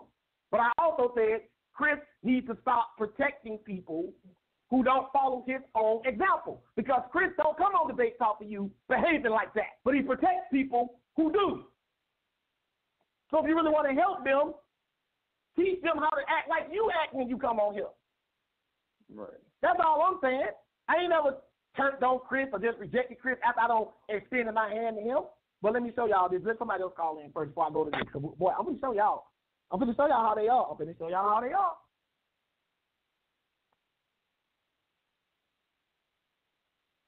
You go to your call, Sally. Yeah. Oh, Sal. This always happens when we get on. Never fails. He'll bring it back. Yeah. He'll bring it back. All right, hold on, fellas. You can hear me saying. now? Y'all can hear me? Now? Yeah, you good. You guys hear me now? Yeah, my mic is acting up. Let's go to the next one. 215-827, you're live. Yeah, shalom. This is Don't I Share. I came on the call late, so I did have a comment. But first, I wanted to know exactly what was this TANAKH challenge. If somebody could briefly tell me what that was, what it is, and then I could follow up with my statement or question. Thank you. I appreciate that, brother. Finally, somebody calling in and like, okay, what's the challenge? The challenge was this, brother. You come on Debate Talk for you. You have to be a TANAKH-only believer. You do a lesson of your choice from the TANAKH without attacking Jesus, the New Testament, or any Messianic by name. Another Messianic believer. That's all. Like, for instance, you might say, you might call me up and be like, I want to do a class on the Sabbath and why the Sabbath is important, why it was sanctified, what day I believe it falls on, this is how we think we're supposed to be keeping it. That's a lesson. That's it. I repeated myself like 12 times. They came on here, Mayana and Imuna, and they started talking about me. The stipulation in the challenge was you can't talk about a Messianic. I'm a Messianic. You do a lesson, not a podcast, not a circle discussion, not a bootleg Hebrew version of the view. You come on here and you teach. You break it down scripture and you're reading scripture. Or you can have somebody else doing it with you. Or I will do it with you myself. That was part of one of the ways you could do it. That was the challenge, brother. Oh, okay. So, all right. Okay, so now I see what the okay, understandably. Well, I guess from the TANAKH. I mean, I'm TANAKH only. I don't subscribe to New Testament or But in the discussions, which I understand, it's kind of like not necessarily an attack on the person, but it's not like you can really separate the two. Meaning that no, this is an attack. It's definitely an attack. It's a response to an attack that was done to me. Right. So, this is an attack. Right. Well. The reason I said now. But I'm responding to attacks. I'm responding to lies being told about me. Right. All right. So now, the thing with the thing with this whole thing with the Tanakh, Tanakh only and New Testament is this, and we all knew this. Just like Judaism, Messianic and New Testament doctrine is pagan, just like Judaism. Now, this is the thing. When you read the Torah, the Creator is very, very, very hardcore, very strict, very straight and narrow. Now, when you look at today, you have Israelites that are leaning more toward Judaism, which is not part of Israeli culture. You have New Testament Messianic, worshiping GC, which is not a part of Israeli culture. And the Creator throughout the Creator throughout the Tanakh has expressed in His way through a lot of death and carnage for certain rules that are broken in the law, statutes, and commandments for lesser crimes. I said, now when you compare those two, it's like you have individuals that are faced with. Now me, I'm okay with the hardcore and the straight and narrow because of what the promises the Creator gave in Deuteronomy 28 verses 1 to 14. I'm cool with that, meaning that whatever I got to do to manifest Deuteronomy 28 verses 1 to 14, if I got to get rid of JC, if I got to get rid of Allah, if I got to get rid of rabbis and Judaism, I don't give a damn who I got to get rid of, okay, because it's not that deep, because Deuteronomy 28, 1 to 14. Whoa. Why don't you, wait. Why don't you save that and come on here and do a lesson? You want to do the Tanakh only challenge now? That's fine. Give us your name, give it to Sal, and come on here and do a Tanakh. Are you accepting the challenge? First of all, don't try to go into no lesson on a call. No. I can. Do you accept the Tanakh only challenge? No. Well, yeah. Listen. I can do that, but in transparency. Yeah, I mean, just to be 100% transparent, right? You can? No. I'm not asking you. Can you do it? No, I can't. Will you do it? No. Yes, will you? Yes, I will can. you? Yeah, sure. Okay, what's your name? Sure. Hold on. Whoa. What's your name? Adon Ashir. What is your name? Adon. Say that one more time, please. Ashir. Hold on. Adon. Adon. Spell it out. Asher. Sal, when is the next time you're going to have a spot available? Just send me an email, debatetalku@gmail.com, or we'll set it up. Debatetalk, the number 4, letter U @gmail.com. And leave me your contact information. We'll set it up. It's not a problem. Okay. And if you don't, and here's another thing too, Sal. And if you forget what the challenge stipulations are, we can set up a conference call on Sunday if you're available. I can walk you through it again, and let's see if you can do it. Because I never said nobody can do it. I just said I want to see it. So I don't want to get into all of this. Because it sounds like you want to do a lesson right now. That's cool. I want to go on to the next caller. But you don't got what you want. You're going to come over here, you're going to do a whole lesson. That's all. So Sal, can you go on to the next caller? I didn't ask for a lesson. I just asked for, what are the stipulations? What are these we can talk about that. We can do that behind the scenes as well. You can do it now if you want to, Josh. Yeah, he got you. Now go ahead, do it behind the scenes. Just we'll talk email on the phone, me and him. Yeah, just email me. debatetalkforyou@gmail.com. Write it down. Debate talk, the number 4, a letter U. Wait a minute. Okay. Wait a minute. You said wait a minute. Debate talk. Yeah, the number 4 and the letter U @gmail.com. Just want to make sure you got it. Yep, I do have it. All right, so just give me, contact me. We'll set it up. I appreciate you for calling in, bro. Okay. All right. Anything you want to say before we go to the next one? Did y'all notice too, Sal? Oh, yeah, real quick. And did y'all notice that the brother, unlike Imuna and Mayana, wanted to make sure he was clear about the rules? Right. Y'all notice that? Right. He wanted to make sure because they never intended to follow the rules anyway. That's why they didn't get into that. Matter of fact, I asked Sal can verify this. I said, does Imuna understand the rules of the challenge? Sal said, I don't know. I have to talk to her. I don't know if Sal talked to her before that day, but she obviously did not or did not care. So go to the next caller, please, Sal. All right, let's go to 718-258. You're live.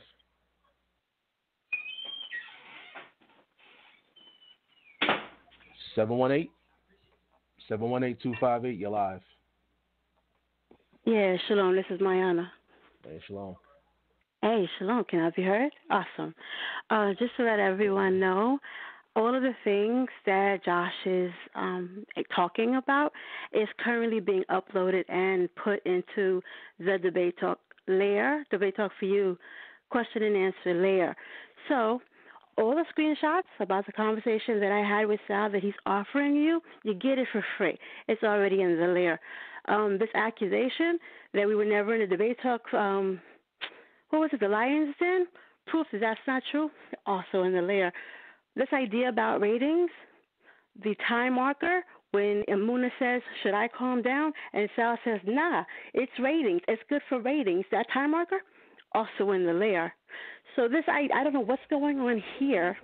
That Josh is making all of these wild and fantastical imaginary accusations here now, instead of doing the Tanakh lesson that he claims he wants to make, again, not making it, but instead smearing people, attacking people, very loud and very belligerent. Again, I'll let him do that. I'm not going to argue with him. But for those of you who are listening for truth, it's in the layer.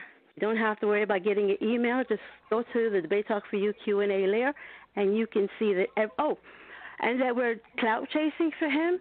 Solonomics has 711,000 views. Nobody needs. Never heard of it. Never heard of it. Never heard of it. Oh, that's okay. Never heard of it.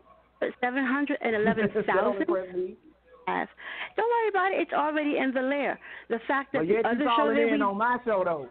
The show that we did. How many you got? 200 and something. You have dropped 95% in your viewership since 2 years ago. You're getting 500 maybe instead of 5,000. I bet you don't have 711,000.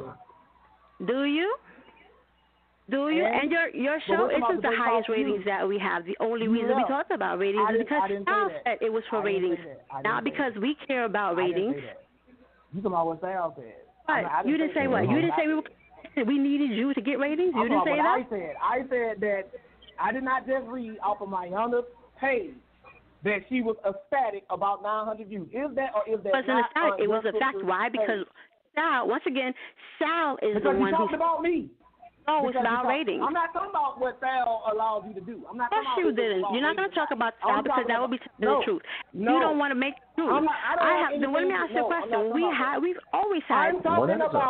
You're not the first time that we got ratings. Like you're not. What I'm talking about. You're not. You're talking about things that aren't true. You said you were the highest rating, highest viewership we ever had. That's not true. You said that we need you to give views. That's also not true. You said that we were the ones that were about ratings. You attacked me because your show, Under the Palm, or whatever it's called, was not getting that many views on the regular. That it was not getting that. What I said was, my Yana and you. First thing I said was, y'all failed the Tanakh only challenge miserably. That's the first thing I said.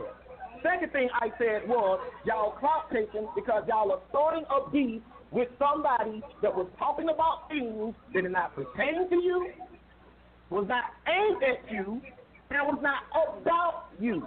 You inserted yourself into a scenario, contrary to what the Tanakh says, and you try to make a mockery out of something I asked to do.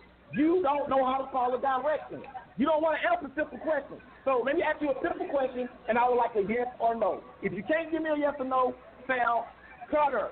This is my question to you, Imuna against Rael.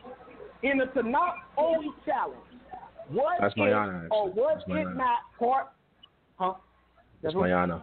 Mayana. That's Mayana. Yeah. Oh, Yeah, okay, that's Mayana. Mayana. I thought, okay, Mayana. I'm sorry. In the TANAKH, you know, I don't really listen, so that's why I don't know who's talking. Yeah, In the yeah. TANAKH only challenge. In the TANAKH only challenge. Did I or did I not say one of the stipulations were you cannot attack a messianic? Did I say that or not? That's all I want to know from you. Did I say that? Yes or no? Hold on. I'm gonna bring her back in because I was trying to control the pace one at a time, y'all. So I'm gonna bring her back in. But Sal, before you bring her back in, I just want a yes or no. That's all I want. I'm gonna bring her back in. You ain't gonna get it. You ain't gonna get it. I'm gonna bring her back in. Stand by. You ain't gonna get it. All right, go ahead. You're here now. Go ahead. Yes. Okay, I said that, right? Okay, now let's get somewhere. Okay, then you failed, Mayana. You don't know how to follow directions. You failed. When did I attack you right now, if I was your supervisor, did I attack you? Listen. Yes or no? I'm asking yes or no. I'm asking you for a yes or no. This is what I said. Did we insult you any time during our review? I didn't know. I did not. No, I gave you a yes or no. I did not. Have some discipline. Yes or no? I did not say that y'all insulted me. I did not say that. So then how did we fail the challenge? You said the challenge was not attack. You're saying we didn't attack, so sounds like we didn't challenge. No, listen. Okay. Listen. What I said was, if I am your supervisor, and I know I'm not over you, so I'm just using this as an analogy, so don't flip it. What I said was, if I was your supervisor, if your supervisor came to you and say, I need 5 reports on my desk by Friday, and when Friday comes, you only got 3 reports. Did you or did you not fulfill the instructions of your supervisor? That would be true. You didn't. Okay, so if I say in the TANAKH only challenge, this is the stipulation. You can't, one of them were, you can't talk about a messianic. Were y'all talking about me, and am I a messianic? No, we were not talking about you. I'm not a messianic? You said, excuse me, can I speak? I didn't know. No, hold on, wait. No, I don't know. I didn't say you were attacking. I didn't say no. Can I? Listen, Mayana. I've been talking. You have yelled my name. Hold on. You didn't mention my name. Hold up. You have been yelling my name for 2 hours. Can I finish a sentence? Are you okay? Mayana. I know my name. You said it several times in the last 2 hours. Now listen. I'm saying it to you. Listen. May I finish my sentence? Okay, you have no discipline. Go ahead. No, you cannot. I'm asking you. Go ahead. Were y'all mentioning me? Because you want to make talk about means attack. I'm not meaning no, we did not. You just said we didn't. I don't mean it you. that way. Did y'all mention? Listen, let me finish. Did y'all mention me at all in the first show that y'all did? Okay, so did the stipulation say you cannot talk about a messianic? It says you can't talk. We weren't talking about you as a messianic. We were not talking about you as a messianic. You said, can I speak? No, I did not say that. Mayana, I did not say that. See, if you're the only one talking, you can always. Others, the people can. They showed me 1 or 2 things, Mayana. They showed me 1 or 2 things. What did it show you, honey? You misunderstood the challenge. Either you misunderstood. That's why I asked Sal, do they understand? Either you misunderstood the challenge. Can I read what you wrote? What you wanted to hear. Yes, you already agreed that we didn't insult you. That means we didn't attack you. Of course, we mentioned you because about insult. Mayana, can I the not only challenge has nothing to do with somebody insulting anybody. Hold on, y'all. Are you okay? Are you okay? You muted me. Can you follow simple instructions? Do you recognize shapes and colors? Hold it down. Because you're acting like you don't understand simple instructions. I'm asking you I'm telling you those were not your instructions. I said to everybody. Sal, can I speak? My instructions were for me to have a complete thought. Sal, cut off. You talked for 3.5 hours last night, and you talked for 3.5 hours the other Monday. We don't need to hear anything else from you. Go to the next caller because the woman has already admitted that she heard what I said, but she's trying to make it mean what she wants it to mean. She said, we were not talking about you. Yes, you were. If I walk in on a conversation and y'all talking about the red shirt Josh was wearing, you are talking about me. You got to make talking about means attacking. I understand that talking about means attacking. Like you say, man, don't talk about my mama. versus don't you talk about my mama, and I'm just saying your mama was looking very nice today. I'm still talking about the mama, but I'm not talking about her. So let's not feel free to try to play on what I said so you can try to wiggle out of what the challenge stipulated, because that's what you're trying to do. You're dealing with somebody who's very observant and is very clear and very repetitive. I know what I mean, and I mean what I say. And I break it down to such a degree that there's no way anybody can misunderstood it. Chris Harris understood it. He understood it. The Tanakh only challenge was do a lesson from the Tanakh without mentioning. You failed there. And that was not, okay, right. And that wasn't a lesson. You failed there. And what you should have done, and what she should have done, if she didn't understand what I meant by lesson, she should have reached out to Sal, get him on the phone. What do you mean when you say lesson, Josh? What do you mean? I mean, like you come on here and you do a teaching. Then she said, I'm on here smearing them. Look how quick she forgot what they were doing to me last night and the other week. You follow what I'm saying? You're loud, you're belligerent. I'm going to show you that the prophets were loud and belligerent. See, it's not fun being on the receiving end of this kind of stuff, is it, Mayana? It's not fun, is it? See, notice she's so in her feelings, she calling in on my show. I ain't calling in on this show. I could have called in. I wasn't working that night. I'm back on the day shift. I didn't even call in. But see, they get bothered when I do this to them. But when they do it to me, I don't care. I just like, okay, whatever. See, now that she got to come in, she got to defend herself. She got to save a name. But when they doing it to other people, they ain't thinking about that. They ain't thinking about how it make other people feel. So go to the next caller, Sal. See you mañana. All right, we're going to the phone lines. Once again, the number is 319-527-6239. That's 319-527-6239. Simply press number 1. I will add you to the conversation. I got to check my emails to see if I have any emails. All right, well, let's go to the next person. We have a Skype caller on the line. Skype caller, you're live. Hold on, I'm getting on the line. Stop it. All right. Hello, can y'all hear A mile away, whoever it is. Okay. Down a mile away. Yo, I'm here. You stop it. Hello, y'all can hear me? Yeah, you're live. Mm-hmm. Yeah, I can hear you. You know, I was taking care of them babies. Shalom, Miss A9. How y'all doing? I knew that too. What's up, bro? We got LeVar. You got Antoine on too? Yes, sir. Oh, yeah. What's up, family? How y'all doing? We cool. Josh said my name. You know, I was trying to stay out because I get a little chuckle out these things. So first off, yeah, you know, I can confirm the things that he was saying in terms about, you know, anything he brought my name up in. You know, behind the scenes, I've been trying to make sure that this didn't escalate to this level, and both sides can attest to that. I just felt like the challenge was simple. Like at the end of the day, I felt like this whole thing was simple. Just come and teach tonight. You know, you can go back and listen. Me and BA had a whole show where we had Zion Lex on. We did a whole show. We didn't even bring up the New Testament. We just talked Tanakh, talking about how you need to work on your character.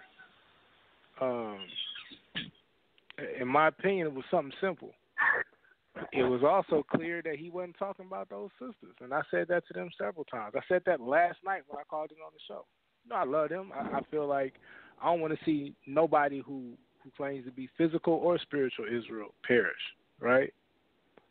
But there's also a point when it's like, if you make a decision where you draw a line in the sand, well, then we got to draw a line in the sand, right? There's a reason that he's trying to say teach a lesson without attacking the Messiah, because you are attacking the Most High's anointed. Like it or love it. I ain't worried about it, right? I can love Mashiach and keep Tanakh. I don't know what's wrong with y'all if y'all got that issue. I ain't. It's really not my issue. I wish that it wouldn't have escalated to this, but I will say behind the scenes there was a lot of talk about, like, if you step into this arena, then you got to deal with it once you enter into this arena. There's a real octagon, so to speak, when you step into this arena. Even I had to learn that, right? So if you don't want to deal with it, don't do that, right? Don't get involved with things that don't concern you. Man, woman, boy, child. It is what it is. And that's what you're seeing right now. Some people may not understand it. I'm sorry if you don't. Open your eyes, clean out your ears, and understand what's going on. I do. I love them sisters, like I said. But I do wish that it wouldn't have escalated to this, even what we saw last night, especially at the end. Now, to the brother Chris Harris, he told me not to say his name and all of this. You know, the funny thing is I see a lot of manipulation of what people say. So even if you go back and listen to what I said last night, I did say that brother was one of the offenders, but I also said that the brother had repented, right? So I gave the brother credit for at least trying to get right. No, none of us are perfect. He's trying to get right. He may not have it all figured out, but he's trying to get right. Do we go back and forth a lot? Sure. But he's trying to get right, so I'm trying not to attack him. I'll say it again, though, and I hope Davon is on the line. I do feel like you are one of the main offenders, and Chris was doing some of this stuff too, but especially Davon. Davon is on record saying, so I'm not attacking people. Davon is on record saying, I don't care. I'm going to attack y'all's book. I'm going to attack y'all's Messiah, such y'all idolaters at the end of the day. But manipulates everything we see in the New Testament. That's the reason for the Tanakh. Right. But that's the reason for the Tanakh only challenge. Guess what? I've accepted the Tanakh only challenge. I will be teaching a lesson that only has to do with Tanakh. Because he said it both about messianics and non-messianics. Get out your feelings and get into the real spirit of what's going on. Right? I let Josh know I've accepted the Tanakh only challenge. Right? That's my brother. And if y'all think that can I just put this part out there, Josh? Well, I know you don't care. Josh go harder on me than any of y'all.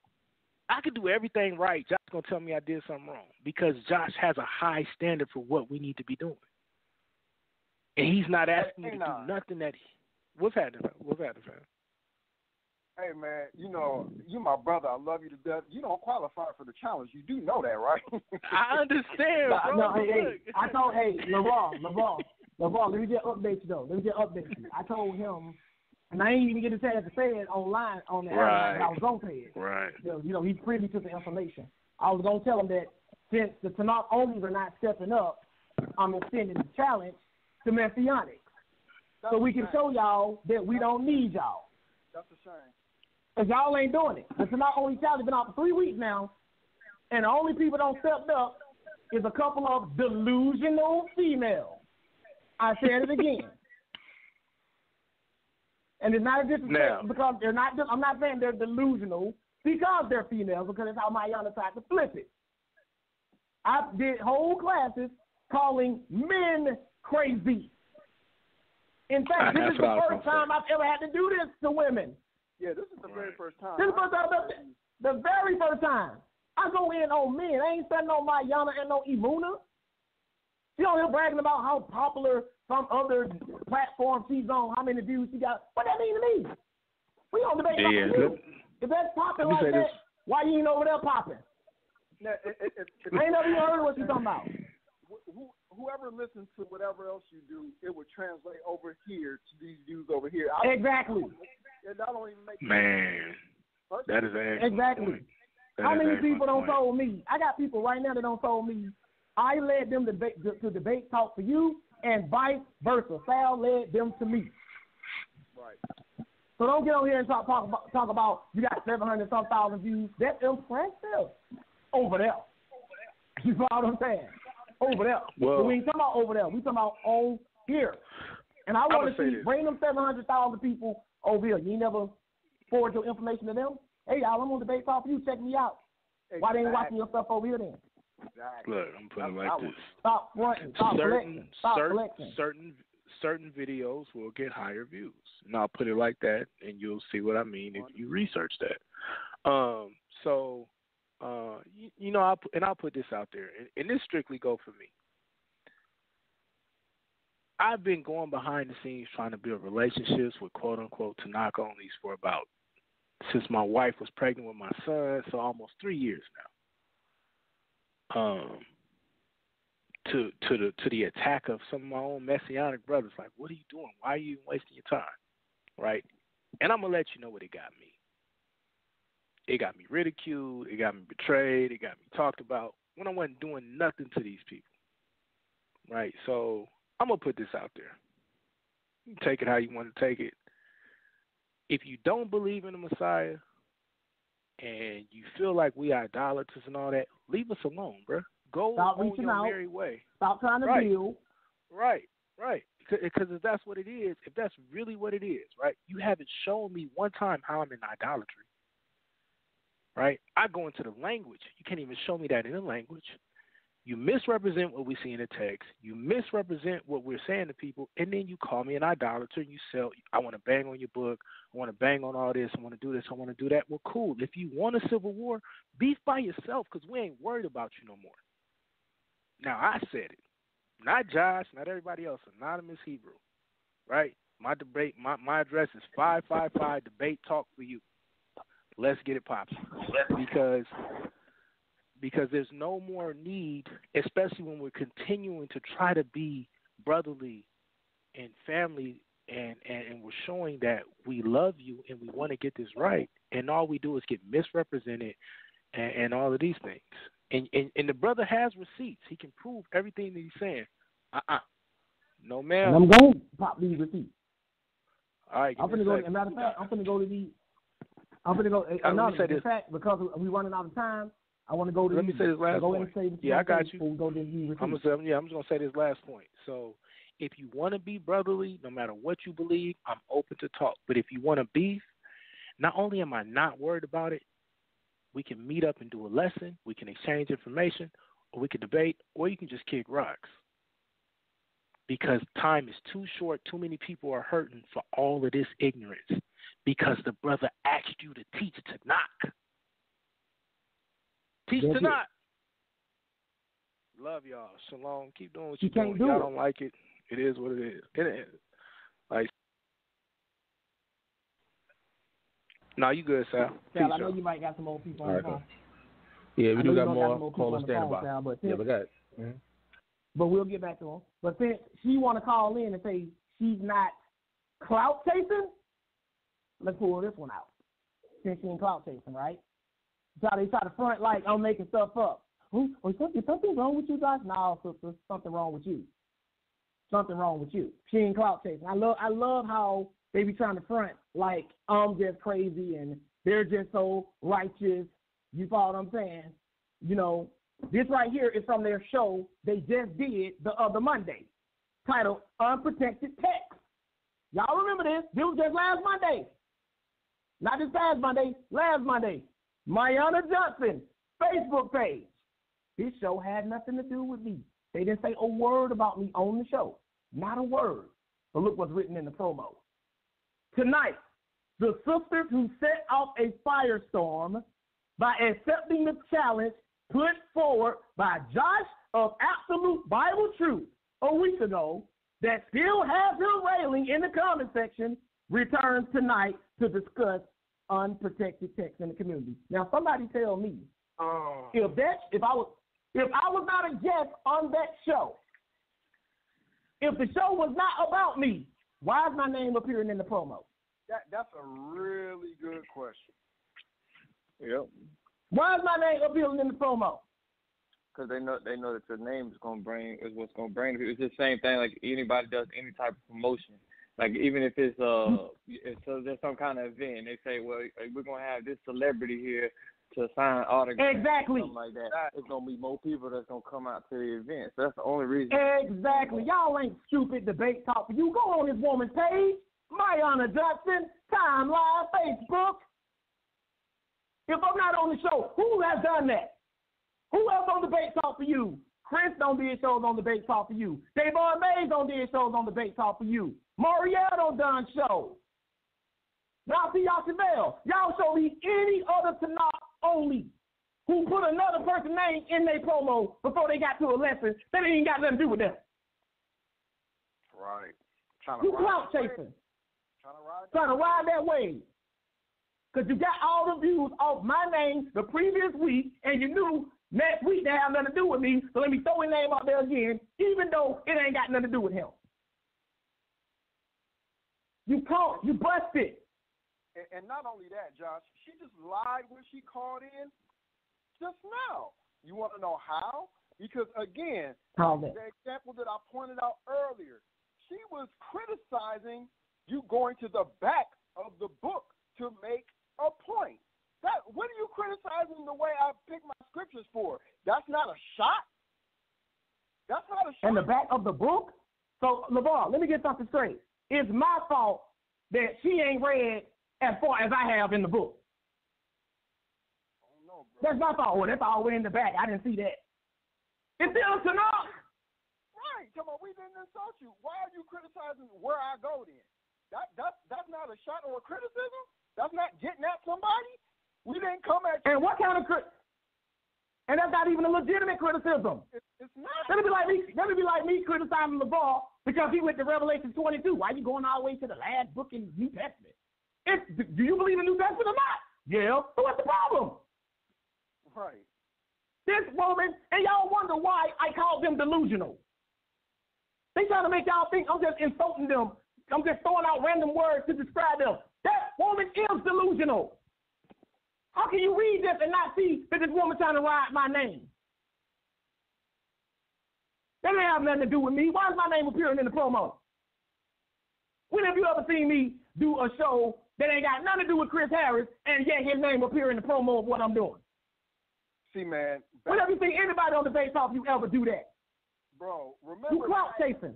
Remember back in like 2012, 13, 14, we was getting real high-profile debates on this show. I mean, we was breaking Debate Talk for you to the point where it wouldn't even work because it was so many. Yes, like so did. 80, 90,000 sour tellers, and we actually used to break the line sometimes.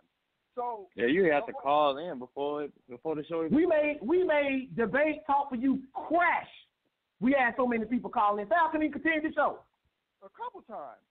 So what I'm saying is, when we had those debates, we didn't try to use the person who we was dancing with to promote anything afterwards.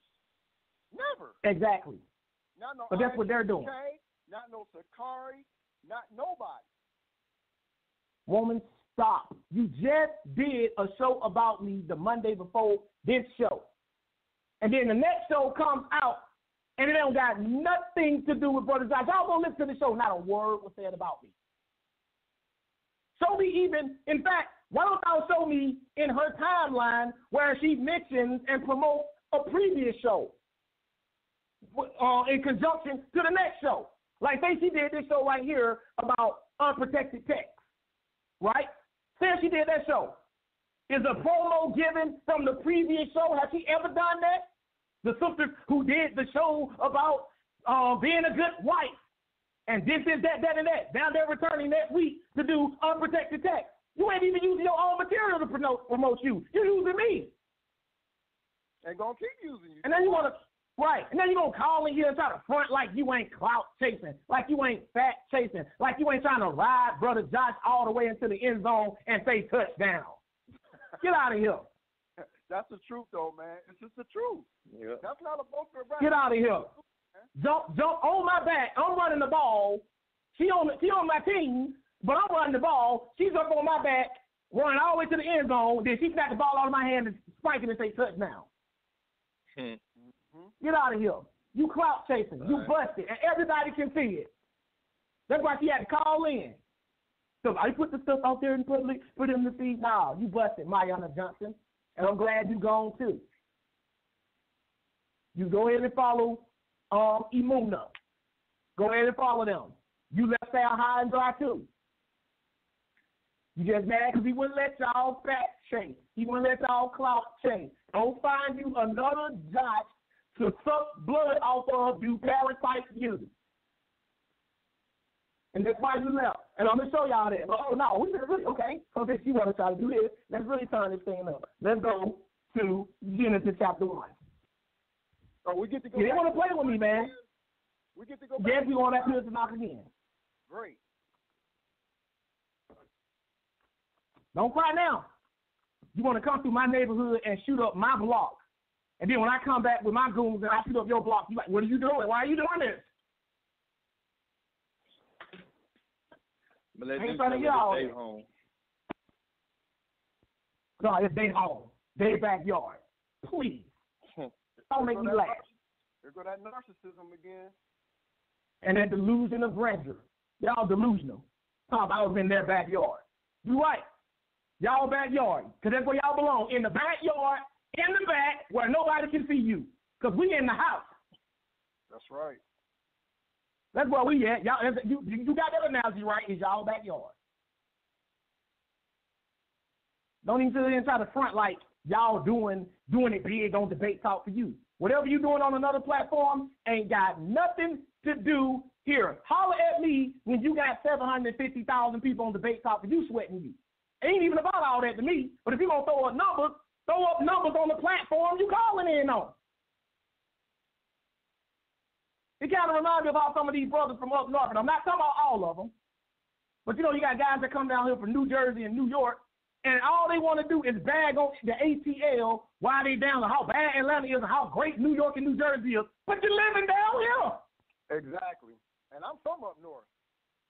Like, dude, if New York was all that, and this ain't no side at New York, because I love my New York brothers, but if it was so great, what you, like, it's not like you visiting, dude, you don't buy a house down here. Right. Bragging about how beautiful it is in New York. Come on, man. I wouldn't do nothing like that. If I love New York, that's where Josh lives in. Now she want to try to call in and silence me. That's why she want to call in on my show. See, I didn't try to interrupt them. I didn't try to stall them. I didn't try to delay them. I said to Sal last night, Sal is a witness. Anonymous Hebrew was on the phone too. And Ashanti, I said I want to let them get it all out without interruption from me. That's what I said. But notice she couldn't sit still, y'all. She had to call in and try to stop it because she knows she's going to get exposed for the little fake, phony female she is. That's why she's trying to stop it. And she is. She's trying to stop it. Nah, you ain't. This is Genesis chapter 1. You started this. You and Louise, Thelma. And y'all ended up just like Thelma and Louise at the end of that movie, driving off a cliff. That's right. Trying to make it, you know, they try to make it seem like I don't care about my sisters. No, I just don't like y'all. I don't hate y'all. I just don't like y'all. Brothers, I love the ladies. I stand up for the sisters. Y'all know that. I go in on the brothers hard. I don't hardly say nothing about the sisters. Y'all know that. Because I'm not going to let no brother stand up and say, we the leaders, we the head, and then want to turn around and blame the subordinate when stuff go wrong. No, dude, you the leader. Trying to act like they care. Couldn't even throw Davon Mays a shout out. Yo, Davon, come on the show, man. You know, do this with us. Couldn't even help Chris. Chris mad at me. They your sister. I invited you to do a show with me. Did they invite you to do a show? You spitting on my show. At least I did reach my hand out to you. What did they do? Send me, read the text message of Mayana and Imuna calling you up saying, please come on the show and do this TANAKH only challenge with us. You on Facebook telling them you want to be a part of it. Did they say, come on in, bro? I care about you more than they do. Don't you ever forget that.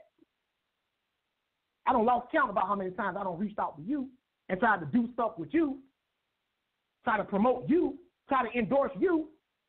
But you going to come on here and spit on my show when those females don't even throw you a bone. And they got the same worldview. And y'all got the same worldview. You want to do it in front like you don't know?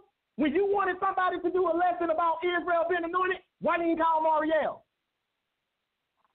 Right. Why didn't you call Judah Nazareth? Who did you ask? You went to old Messianic Josh to do a lesson about what the Tanakh says about Israel being anointed. And yes, on the record, but I'm supposed to be all this bad guy that I'm turning on you and I'm betraying you. When the only thing I told you after I saw you laughing with my enemy, all I told you is that square them away first and then we'll talk. That's all I say. I didn't say, nah, dude, anybody else, you would be instantly, like, unfriended. I feel they throw you away. But you want to come on here and spit at my lesson?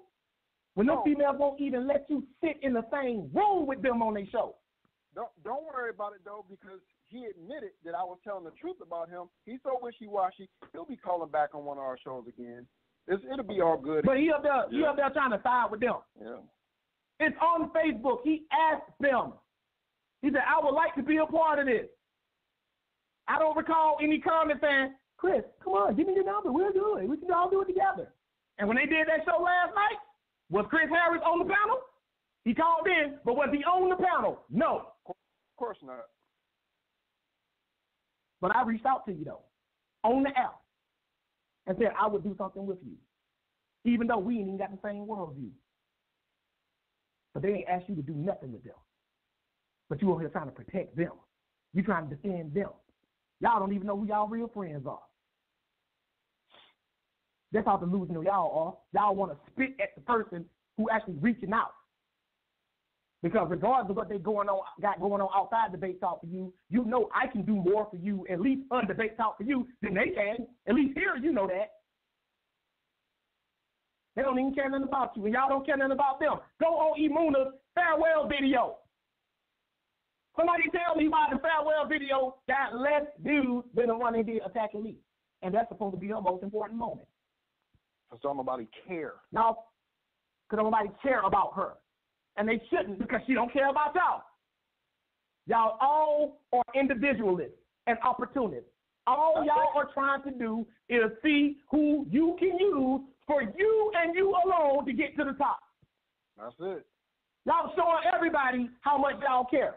Do y'all think for one second if I did a farewell video, it would have at least as many views as the most popular video I did before then? Yeah. This woman came on here and said she's leaving the end of an era. 5 comments. Let's talk about Brother Josh. Over 150. They care more about what y'all got to say about me than about this woman leaving and why. These are the facts, y'all. Let's stop playing these games. That's why I don't like dealing with these TANAKH only Hebrews, because they act like they stuck on stupid. This stuff is simple. Who's helping you out? Who's trying to put you on? That's the one that's the one you side with. That's the one you roll with. This ain't hard. I don't offer these brothers stuff. They act like I just come on here and just steal the show. I don't offer these brothers a peaceful resolution to come on here and do something with me. Trying to throw them some of my life. But they want to get behind people and back people who the first opportunity they got, they Thelma and Louise that thing. But let's go to Genesis chapter 1, verse 26. Because he said in the comment section on the YouTube video, comment still up. I was wrong for calling her a female. So that was a gender attack. Yeah, just a reminder, we still got callers standing by whenever you guys ready. We still got callers standing by whenever you guys ready. All right. That's cool. Even though I called them sisters first. Go look at my comment. It's still up there on the CJ. First thing I did was call them sisters. And then I called them females because I'm using the word interchangeably. She just going to home in on me calling them females and trying to make that bad. Right. I even asked her, would you prefer I call y'all goddesses? You are females. An application for a job, what did you check, Mayana? This is terrible, man. This is just sad. What do you check? Male, female. What do you check? Tell the people what you check. Because if you check female, that means you acknowledge that's what you are. When you're out in public and you see on the door, those symbols, they don't mean man, woman. Sometimes they mean male, female. Which door do you go in? When you're filling out an application, they ask you what's your sex. What do you check? Please tell us that. Are you upset about me calling you something that you yourself acknowledge you are? Or maybe you think you're above the status of female. You elevate above that. I'm not a female. You sound like you on that conscious community stuff. You're a goddess. Which makes you suspect because when I go on your Facebook page, I notice you refer to black people as melanated. You don't say Israel. Oh, Lord, no. Go on her Facebook page. Maybe she said Israel before. But when I was reading it, she said melanated. That's a conscious community title for black people. Don't know Israelites on here to not only or Messianic call black people melanated. They call them Israel or Hebrew. or Israelite or Jake. That melanated stuff, that's that conscious community stuff, where they're elevating women up to the status of being gods. The black woman is God. Oh, let me tell you, Genesis 1, though. I think, whose turn is it to read? LeVar, just take it. Just take it, LeVar. Don't you have one? Or you remember? Okay, go ahead. Yeah. Genesis 1:26, go ahead. Yeah, Genesis 1:26. And God said, let us make man in our image and our likeness, and let them have dominion over the fish of the sea, and over the fowl of the air, and over the cattle, and over all the earth, and over all creeping things that creepeth upon the earth. Now read verse 26, 27. Verse 27. So God created man in his own image. In the image of God created he him. Male and female created he them. According to the TANAKH, my honor, if you're still listening, which one of these are you? If you're still listening, which one of these are you? Because what I'm getting from this is the first and original woman who, before she fell, was without sin, which means she was perfect, at least in that regard. She was called female. But female too good for you. Explain that. Go on YouTube. Pull it up. I call them female. She tried to make a big deal out of that. So, you know, and even the brother in the comment section who I was going back and forth with. Let me show y'all something. Let me show y'all back because they saw the comment. They saw the comment that I left. I mean, that Mayana left. And he was trying to get with this. Look at this. Watch what he saying. This is a guy named Unknown Prodigy. And I actually bore him down, and we became cool, whoever he or she is. Look what he said. He quoted me. He said, a couple of delusional females. Notice how he didn't have the respect or dignity to say his sisters. And I corrected him and said, yes, I did call him, so that's the first thing I called him. He says, in their feelings wasn't about me, wow, you really treat the sisters with this kind of disrespect. Now I and everyone else sees you for who you are. This is how somebody reacted to Mayana's lies about me. They believed it. They thought I was being disrespectful because I called them female. You follow what I'm saying? That's what they're trying to do, right? But I just took y'all to the Bible and showed you that. But I actually had a dialogue with this brother, and the way it's set up right here is kind of hard for me to find. Let me pull it up. But I had a dialogue back and forth with him, and the brother finally just broke down, or the sister, because I don't know if it was a man or a woman, but they just finally just broke down and just said, yo, we good, we cool. Let me pull it up for y'all. Because see, this is how these people try to play it. They be trying to play this like I'm just bad. They're like, ooh, you disrespect the sister because I called them female, right? Like I'm using that as a derogatory term. Like that's a bad word to call y'all what y'all are. What's wrong with that? Somebody tell me what's wrong with me calling a female. And then I'm going to show y'all where she got this from. This is in my response to her, and she said I was wrong for that. You know what I'm saying? But down here, this guy named Prodigal, because y'all know how YouTube be doing. I'm going to get it up. This guy down here named Prodigy or something like that, he got into the conversation because he saw what she wrote. Here it is right here. Let me see if I can find it. No, this is Antoine going at it with him. I didn't even know you said anything to this guy, Antoine. His name is Unknown Prodigy. Because these people be on here tripping. They be on here making up stuff, believing in stuff. And when I was going back and forth with him, he even got to the point where he admitted that he didn't even really know what, or she didn't even really know what was going on. You follow what I'm saying? He did that. While we doing this, though, Sal, open up the calls. I'm going to let y'all read this. I got some more stuff. We're going to get through this. Open up the calls, Sal, while we're doing this. All right, we got some more. Yeah, we got some more callers standing by. Once again, the number is 319-527-6239. Let's go to the next caller, 347-303. You're live.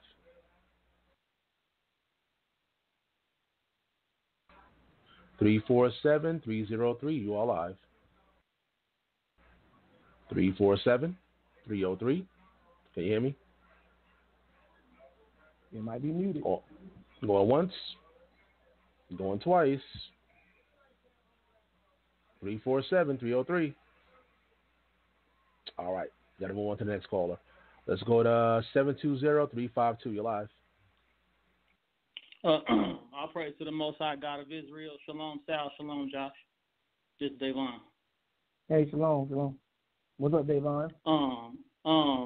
First thing I want to ask is, am I going to be allowed to talk, and am I going to be allowed to respond? Well, yeah. Okay. Well, I didn't hear the beginning of the show, so maybe you addressed this, maybe you didn't.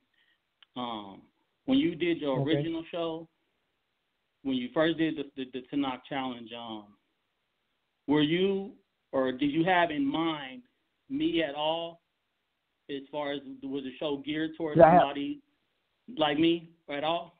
As far as the only thing I had you in mind of is that I've never seen you come on the show and just do a TANAKH only lesson without attacking Jesus. That's the only thing. I don't know about you on social media. So I agree with that. That's true. Listen, let me finish. Okay. So what I'm saying is, as far as, because remember, I named a variety of people I was talking about. It wasn't just summed up to like, you don't ever do a lesson on the TANAKH without attacking Jesus. I was also talking about the behavior. But the only thing I had you in mind about, and I don't know anything else you do, but I'll say this on the air. I've never seen Davon Mays on other social media outlets, and definitely not on Debate Talk for You, cursing nobody out, threatening nobody, and acting like a savage as far as like he want to hurt somebody. That's what I'm saying. I've never seen that. Okay, and that's cool, and that's fair because that's right. I don't get down like that, and as far as I do have all my lessons that have been on Debate Talk have been debates or something dealing with the New Testament. So yeah, that's true. So the reason why I asked this is because on the first show, since my name was brought up by Anonymous Hebrew, he said, I don't think Josh was talking to a person or the show was geared to a person like Davon. But then last night he called and says, I represent the problem. So do you think I represent the problem? Like I said, there are different varieties of it. One problem I think you represent is the part about not being able, well, I ain't going to say not being able, have not come on this platform and done a TANAKH-only lesson without attacking Jesus, Messianics, or the New Testament. Not the problem summed up, Davon. Just that. Because that's all I know. That's the only thing I got in mind about you. That is it. And I believe, this is what I'm telling everybody, because I don't put out challenges that I don't think people can meet. I know some people won't do it. But I believe, Davon, that if you really tried to or wanted to, you could. Just like I know Chris could. Just like I know Marielle could. Even Imuna and Mayada could. But that's for some people. They'd rather just take the low route and attack Messianics and the New Testament day in and day out. Okay, and this is true too. I could, and actually, I deal with other topics besides the New Testament and Jesus in my books. I got books on relationships. I got books on anti-gang violence. I got books on helping people deal with in prison. So I have many other topics I can deal with. I got almost 30 books, and I got maybe about 10 are geared towards what I would call anti-missionary books. So the reason why I'm saying that is I actually rejected the challenge based on. But let me back up. I do accept the challenge as far as not being foul with the mouth and name calling and attacking people personally like that. Completely accept that because I agree with that 100%. There's no on both sides. No reason people should be coming at each other foul the way they do. But the reason why I rejected the challenge, because I saw it more as a complaint of y'all always attacking our book. And let me just say why, me personally, I'm not going to speak for nobody else, I do it, is for one, before I came to Debate Talk for You, people wanted me to come and give the lessons that I give. If you go back and listen to my hot seat, you hear people telling the audience how I've helped them come out of the New Testament by what I teach. So it's not like I don't want to do that. This is what is requested of me from my community and the people that I deal with. You see what I'm saying? So it's not that I only want to deal with that because, like I said, I got many other books that have nothing to do with that. I got books on just strictly teaching and learning Torah. So it has nothing to do with me saying, well, I can't teach the Tanakh. But what have I been requested from the people that I deal with is to do exactly what I do, is why I said I reject the challenge. So when I heard that I represent the problem, it was definitely taken as I'm a problem because of what I do based on the people that request me to do what I do. Go ahead. Okay, now let me just chime in. I don't have anything to do or know anything about what your people want from you. And I'm not saying that you shouldn't give the people what they want, because if they're supporting you, you definitely should hear what they got to say. That's how I look at it, because a lot of people who don't support me want me to do things their way, and that ain't going to happen. What I'm saying is this. I appreciate you rejecting the challenge on the ground that for whatever principles you stand on, you just can't do it.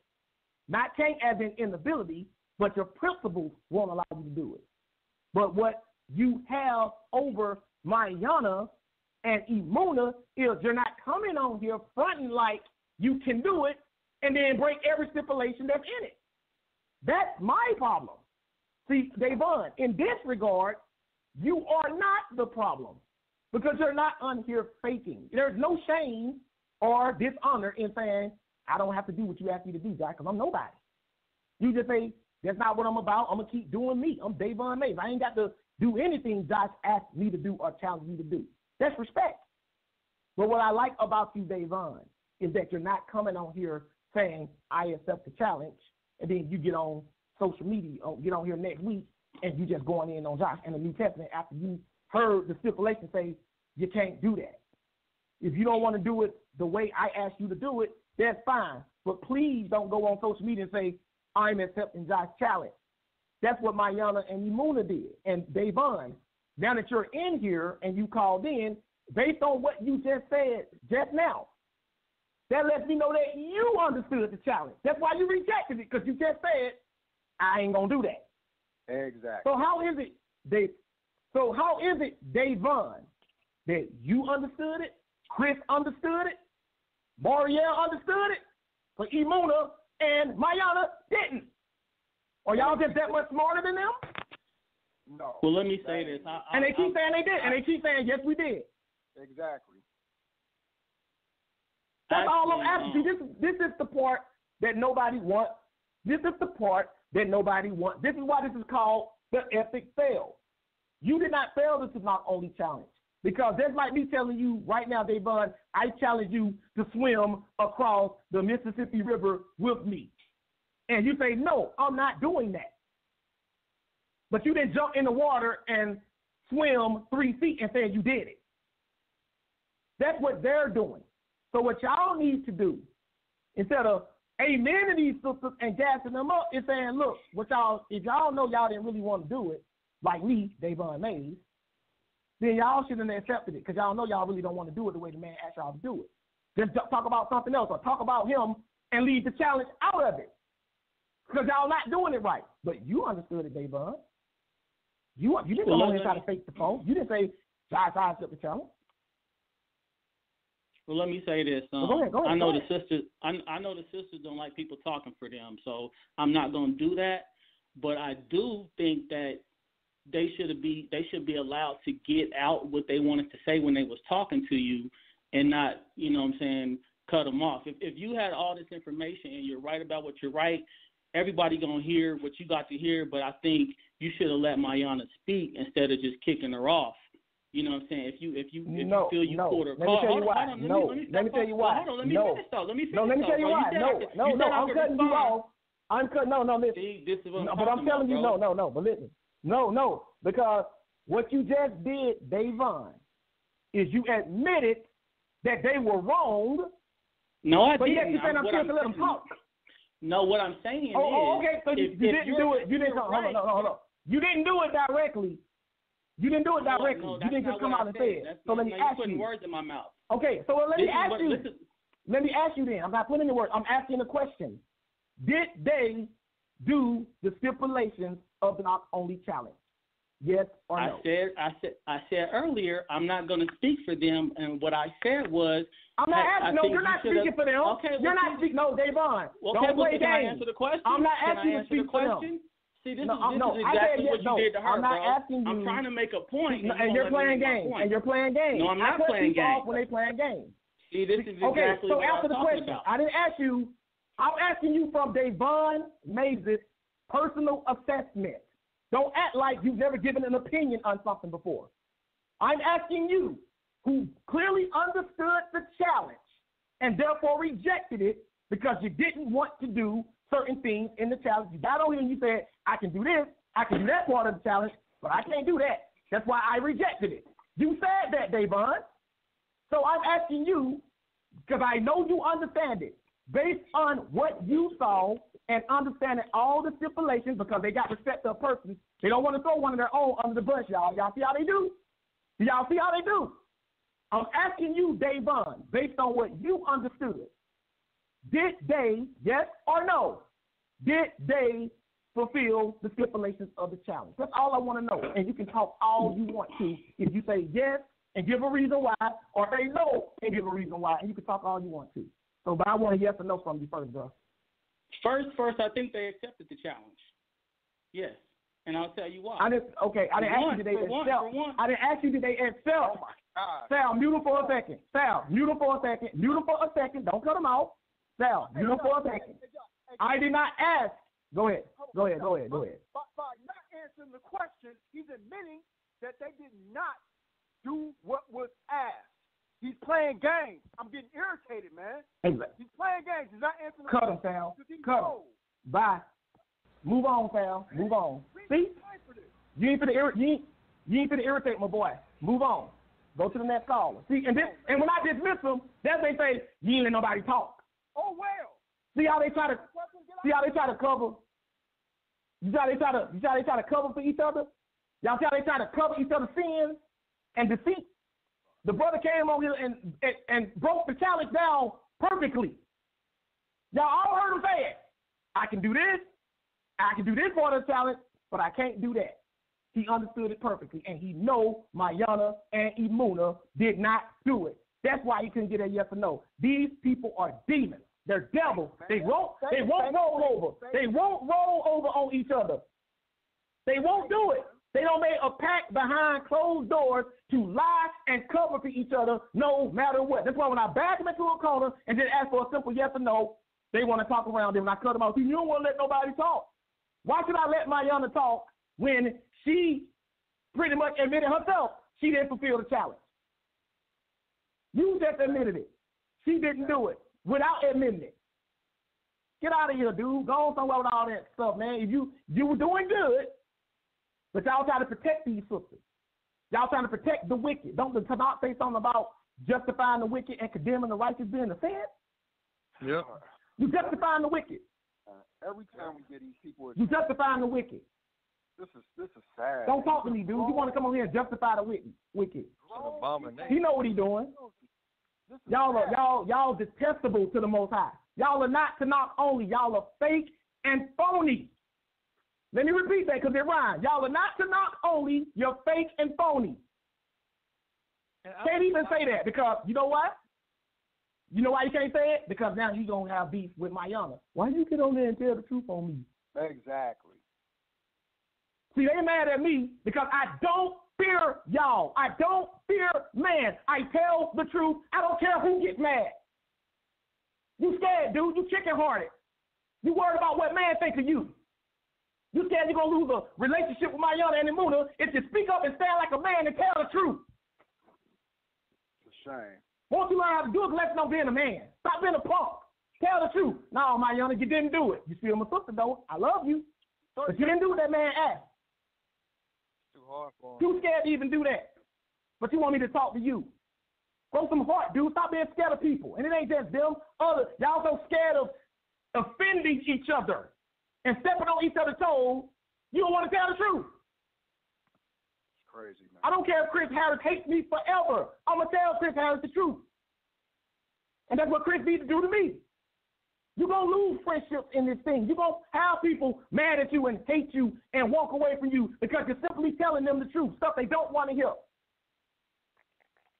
And you want to call her, you should have let Mayana talk, and you just admitted indirectly that she didn't even do what I asked. So what I want to hear her for?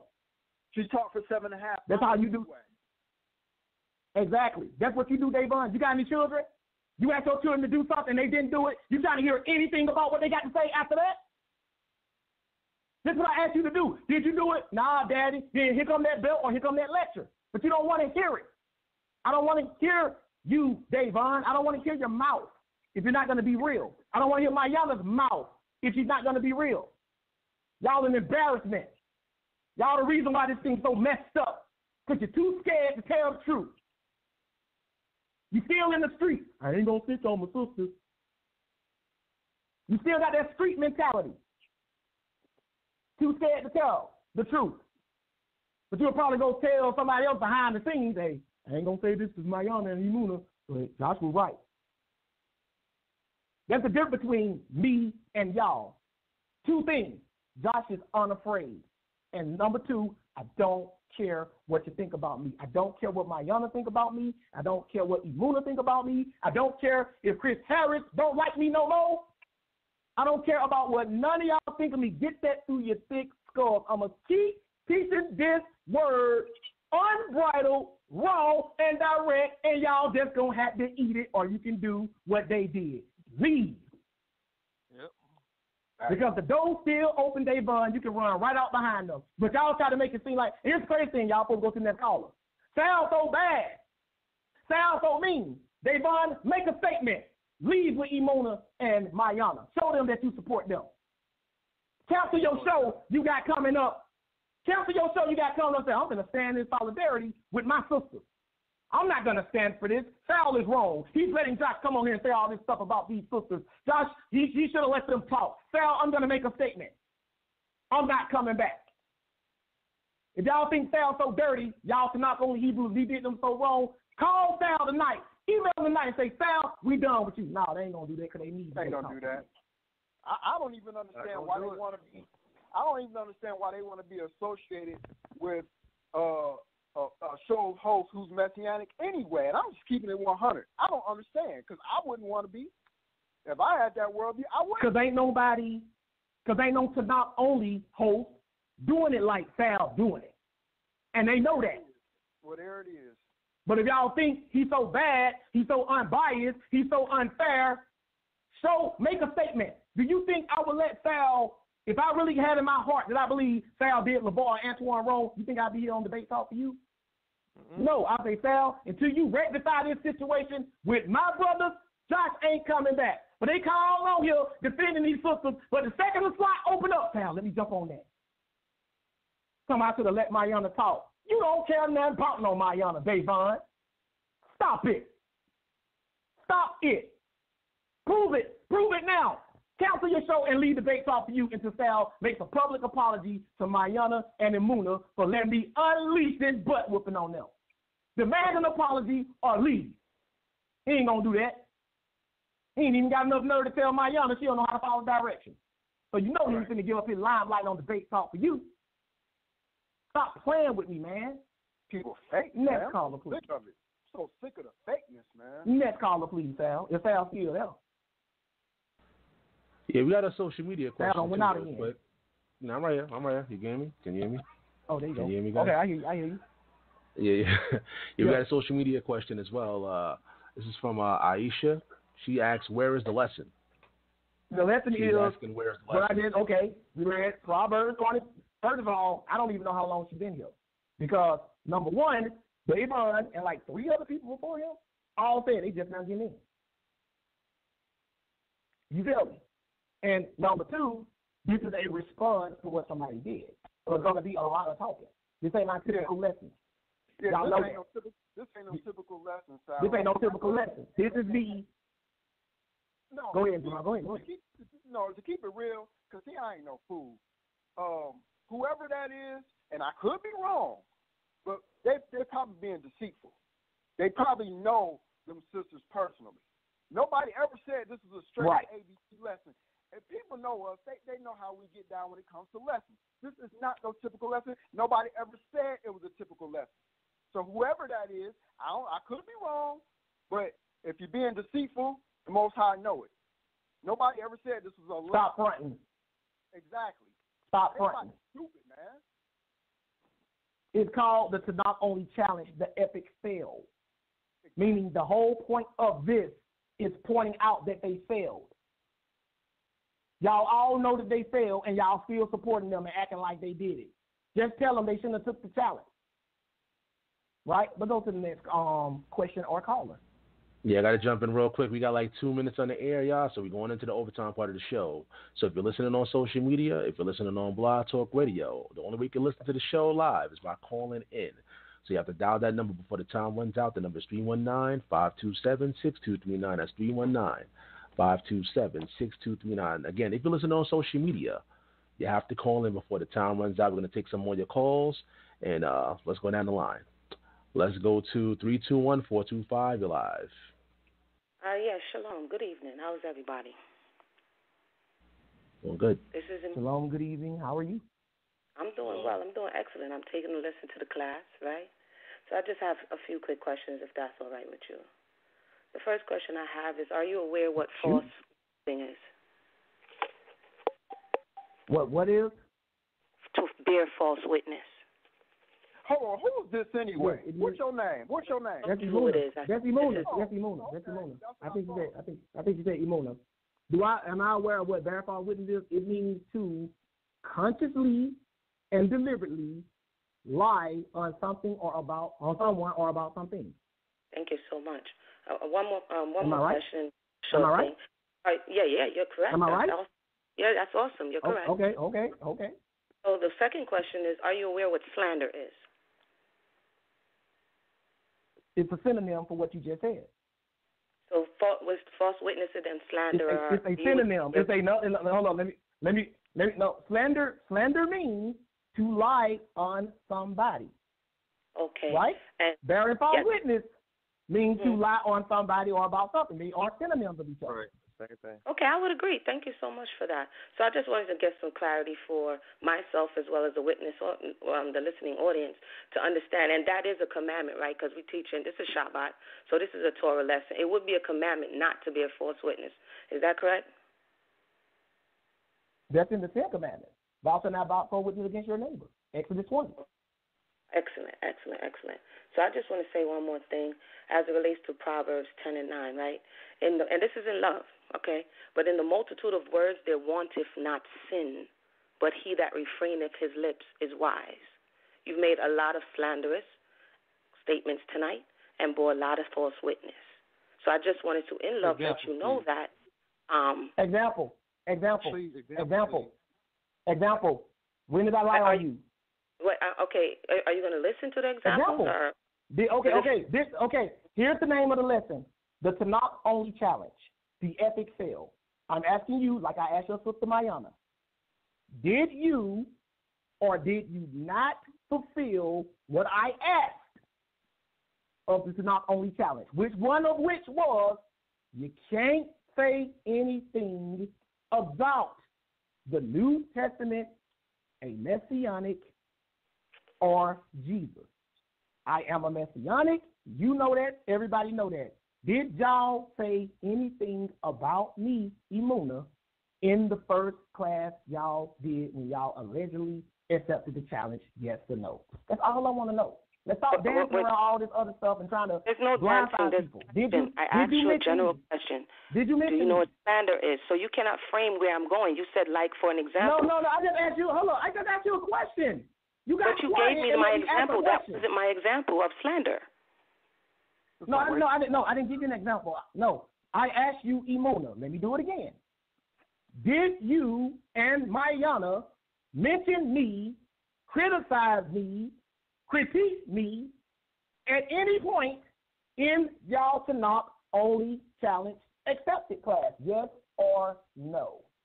Josh, I'm going to say it calmly. When you said yes or no. Yes or no, or get off the line, please. That is not the question about slander. See, Cutter. See, look. Bye, Felicia. Bye, Felicia. Bye, Felicia. Bye, Felicia. See? Are y'all witnessing this? Are y'all witnessing this? This is sad. I got Mayana and I got Imuna. Checkmate. I got them both. They know what they're doing. They know they didn't do it. That's why they can't just say yes or no. Because they knew, that lets me know they knew the rules. And they still did it. And they said they accepted the challenge. Right, ridiculous. If you want to call in, you know, you're slandering. Go ahead. No, It's ridiculous. No, I was just going to say, like, you can't come in and ask, do you know what bearing false witness, or do you know what slandering? Well, it's the same thing. But how are you going to sit there and come in there and ask those questions without providing examples? You know what I'm saying? Like, you've made very, some slanderous comments, and bearing false witness all night. That ain't how you do it. You go you get straight to the point. Look, earlier tonight you said this, and this, and then boom. Exactly. And that was a lie. They like to, they beat around the bush with a whole bunch of stuff. Well, let your yays be yays and your nays be nays. He asked you straight up, did y'all fulfill the challenge? She should have said yes or no. If she feel like she did, all she had to do was say yes. But she knows deep down inside she did. That's why she couldn't answer. Same thing with Davon Mays, which is why he couldn't answer. He wanted to act like low when he don't understand the question. Yeah, they accepted the challenge. Oh, he ain't asked you if they accept the challenge. He asked you, did they follow the parameters? Fulfill the stipulations of the challenge. Yep, exactly. You see that? And see, with Miami, couldn't answer. Go ahead. Couldn't answer it. See, but these are the women that's on social media attacking me. Because I put out something that I asked anybody to do, and they know they didn't do it, but they're pretending. But let's not forget one thing. That's 2 for 2. Notice both of them called in on my show. Did I call in on their show? Either one of them. Nope. So who's sweating who here? Who clout chasing? Who's sweating who? I ain't sweating them. I ain't calling in on their show. I left my comment in the comment section. My yellow wanted to get into a YouTube war with me, and I just simply told her I'm just going to go in on Friday because she wanted to keep going back and forth. These women are devious. They trying to take your boy out, but I'm too good for them. They didn't know what they were getting into. Y'all like work. Y'all ain't even ready. Trying to be crafty, trying to play this woman angle, trying to play this sympathy angle. I thought you were celebrating.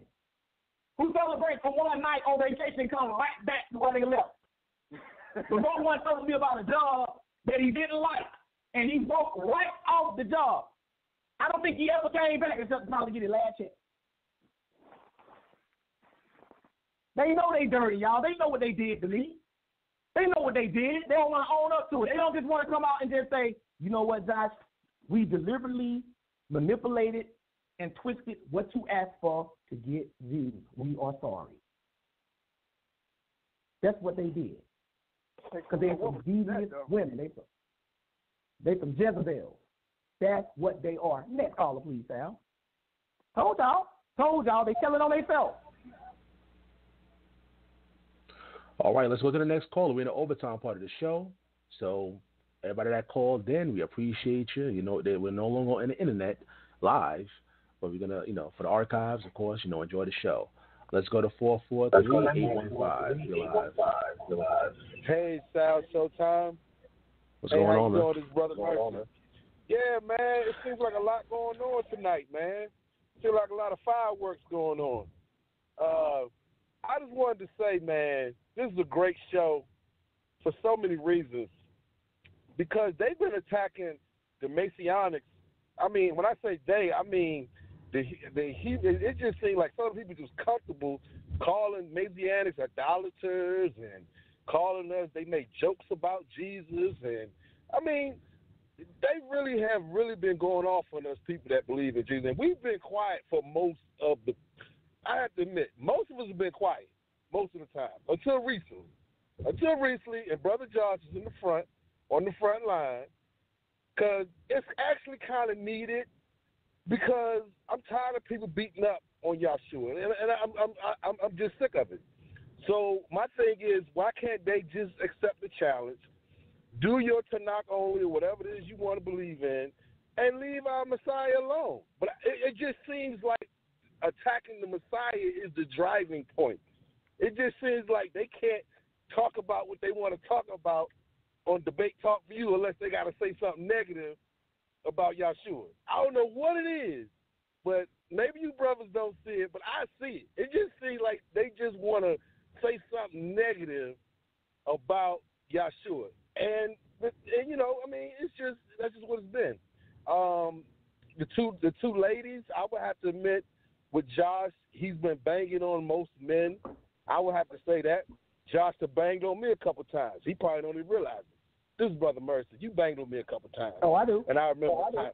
Lord have mercy. I know who you are. Lord have mercy. Lord have mercy. So it's been men. I would have to agree with you on that. No doubt about that. So that's why I was a little shocked about when they came up with the challenge and thought it was towards them. I was a little surprised by that because I've never heard you mention them or women at all, really, to be honest with you. So Mercy, let me jump in and say this too. Mercy, let me. Oh, I'm gonna let you. I don't even know. Yeah. Got to mute. I didn't mute his mic. I don't even know of any women. Oh, okay. Mercy, I just wanted to say I don't even know of any women who act the way the people act that I was describing. That's all I want to say. But go ahead, Mercy. That's all I want to say. Yeah, and also I wanted to say, you know, this is a great show, and it's really needed. It's really needed, man, because we got to stop letting people just talk about us and call us idolaters. I mean, they don't really call us out our name. I mean, you call us idolaters, you can be stoned for that. I mean, that's a serious charge, brothers. That we was living in Moses' day, that's a serious charge. So it's not like, you know, we say something about them, they get all offended. But you giving us a charge worthy of death, according to Torah, but we're not supposed to be offended. But, you know, I just wanted to say that, man, I'm so glad you stepping out in the forefront to defend the Messiah, because really, not that the Messiah needs any defending, but this is what King David did. He saw the giant, keep talking about the God of Israel, and Israel keep doing it. The Philistine giant kept doing it over and over. And David said, you know, I'm not going to let this giant just keep on running his mouth. You know what I'm saying? So, eventually, that's right. We got to stand up for the Messiah eventually. So, I think we've been quiet long enough. I think we've taken the punishment and the abuse long enough. And I think people need to know that there are Hebrew Israelites that follow the Messiah. Because if you let them tell it, you know, we're idolaters. We're not part of the community. So I have a question for you, brothers. Do you guys understand the gravity of calling us idolaters? What that is, and I don't even think they understand the gravity of it. How you can't call me a brother and then call me an idolater, because then when you call me an idolater, I'm automatically stoned to death. So therefore, I'm excommunicated out of the camp, and I don't think they understand that. You know, so you know. The bottom line is, know what you brothers think about that, man, as far as gravity of the charges they levied against us. You know. Yeah, I mean, it's because of who it's coming from. I really don't care, because I know it's falsified. But we got to move on to the next person, you know, because this is just volume 2. I'm gonna do a volume 3, and Mayana and Imuna, I'm not gonna mention y'all anymore in volume 3. I'm going to keep putting out the Tanakh only challenge, and I'm going to keep doing lessons straight out of the Tanakh, because y'all won't. And I'm going to keep doing this until somebody step up and stop playing. That's what I'm going to keep doing. So I think I've proven tonight that these two women, as lovely as they may be, failed epically. But Sal, I know we got more people waiting. Let me get through the rest of this. I got some stuff I want to bring out before it gets too much time, and I'll get to the call real quick. Let me get to the rest of this, because I just showed y'all that female. We're going to go to a site called time.com. Y'all can go here. This is time.com. And it's titled, this is an article. It's titled, Why We Need to Reclaim the Word Female. Look what it's saying. Because that's why she had a problem with the word female. Oh, and by the way, whoa. I'm getting ahead of myself. This is the conversation I told y'all about YouTube that I had with a guy named Prodigy. He jumped into me and Mayana's conversation, right? This is what he said. He said, After he said you called them females, I said, then I guess you don't read well because I addressed them as these two sisters first. Then he went back and said, CJ, I went over it again, and I do see that you called them sisters.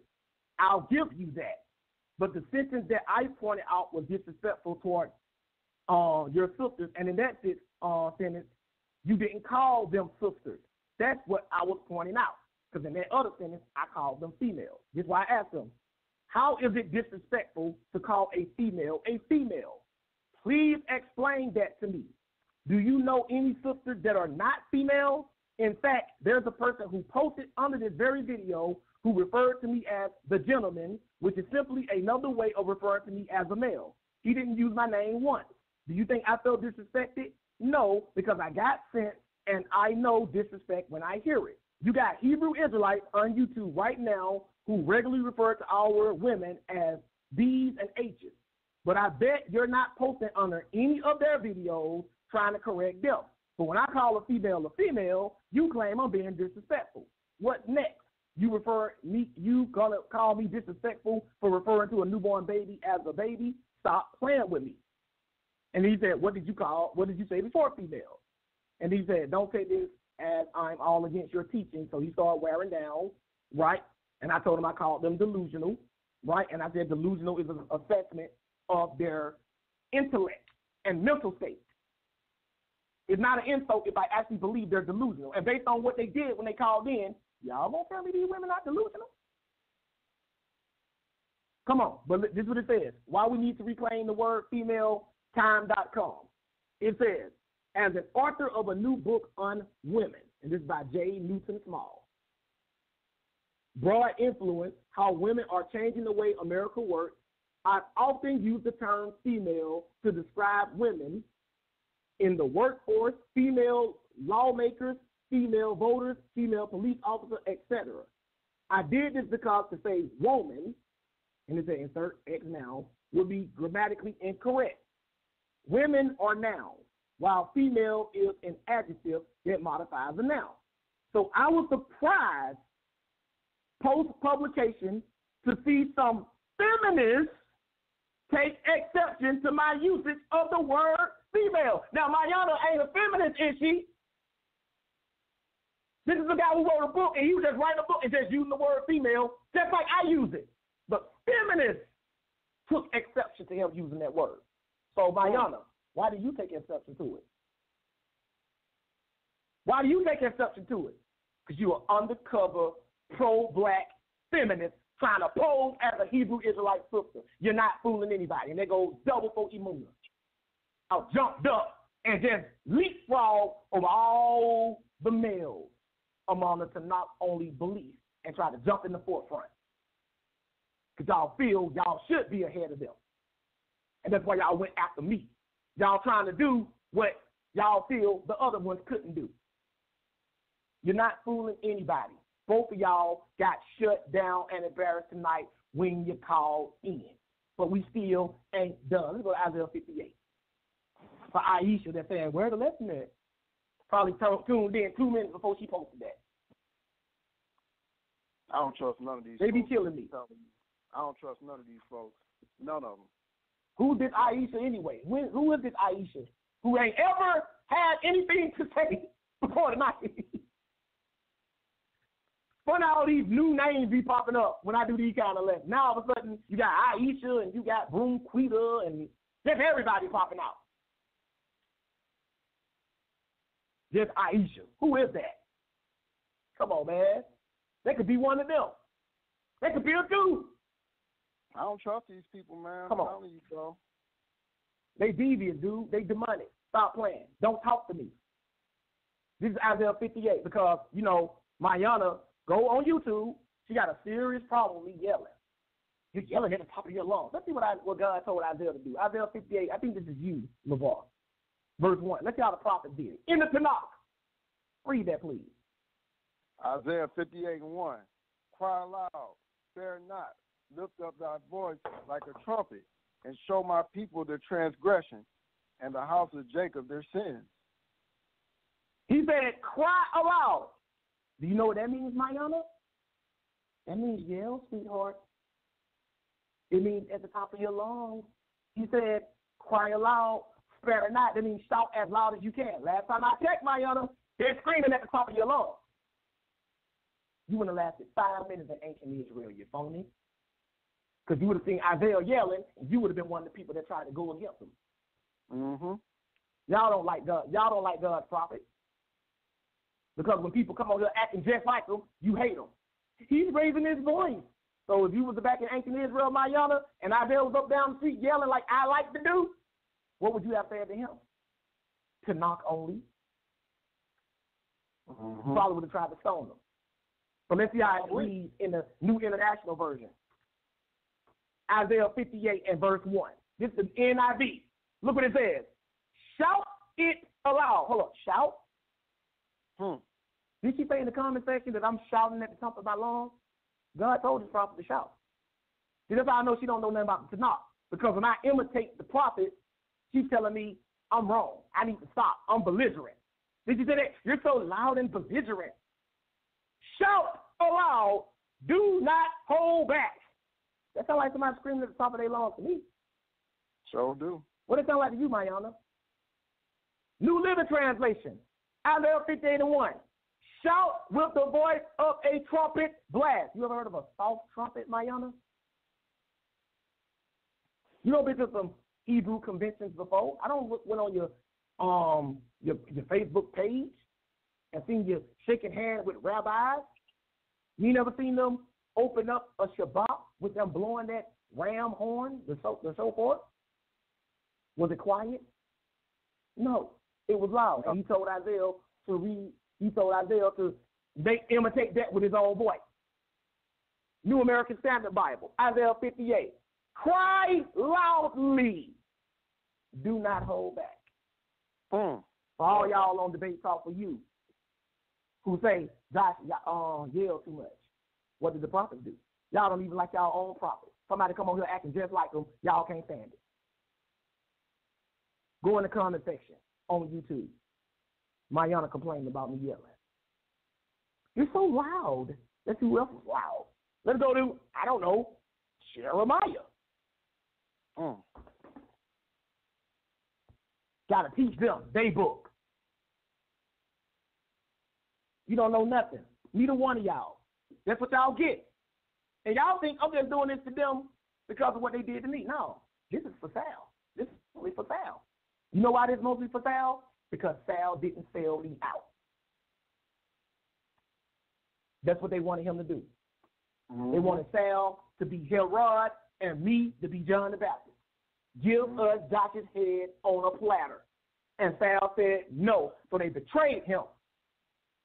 And I still got the receipts on that. Oh, we get to that. This right here, Jeremiah chapter 2. Antoine, whoever time it is to read. Jeremiah 2, verses 1 and 2. Let's see what God told Jeremiah to do. You there? That's one? We don't hear you. Yeah, I'm going there now. Jeremiah 2. There you go. 1 and 2. Got it. Read that. All right, verse 1 says, Moreover, the word of the Lord came to me, saying, Go and cry in the ears of Jerusalem, saying, Thus saith the Lord, I remember thee. Stop, Antoine. Stop. You ain't got to read nothing else. Hold on, Antoine. You ain't got to read nothing else. Go and cry. What does cry mean, my honor? It don't mean weep in this context. What does it mean, my honor? Means I can't stand how loud Josh is. You wouldn't have liked Jeremiah either then. Cry in the ears of Jerusalem. Cry. There's 2 prophets from your book that I imitate that you don't like. Both of y'all are dumb when it comes to this Tanakh. Y'all can't teach. Y'all don't even recognize the characteristics of the prophet, let alone know what one is.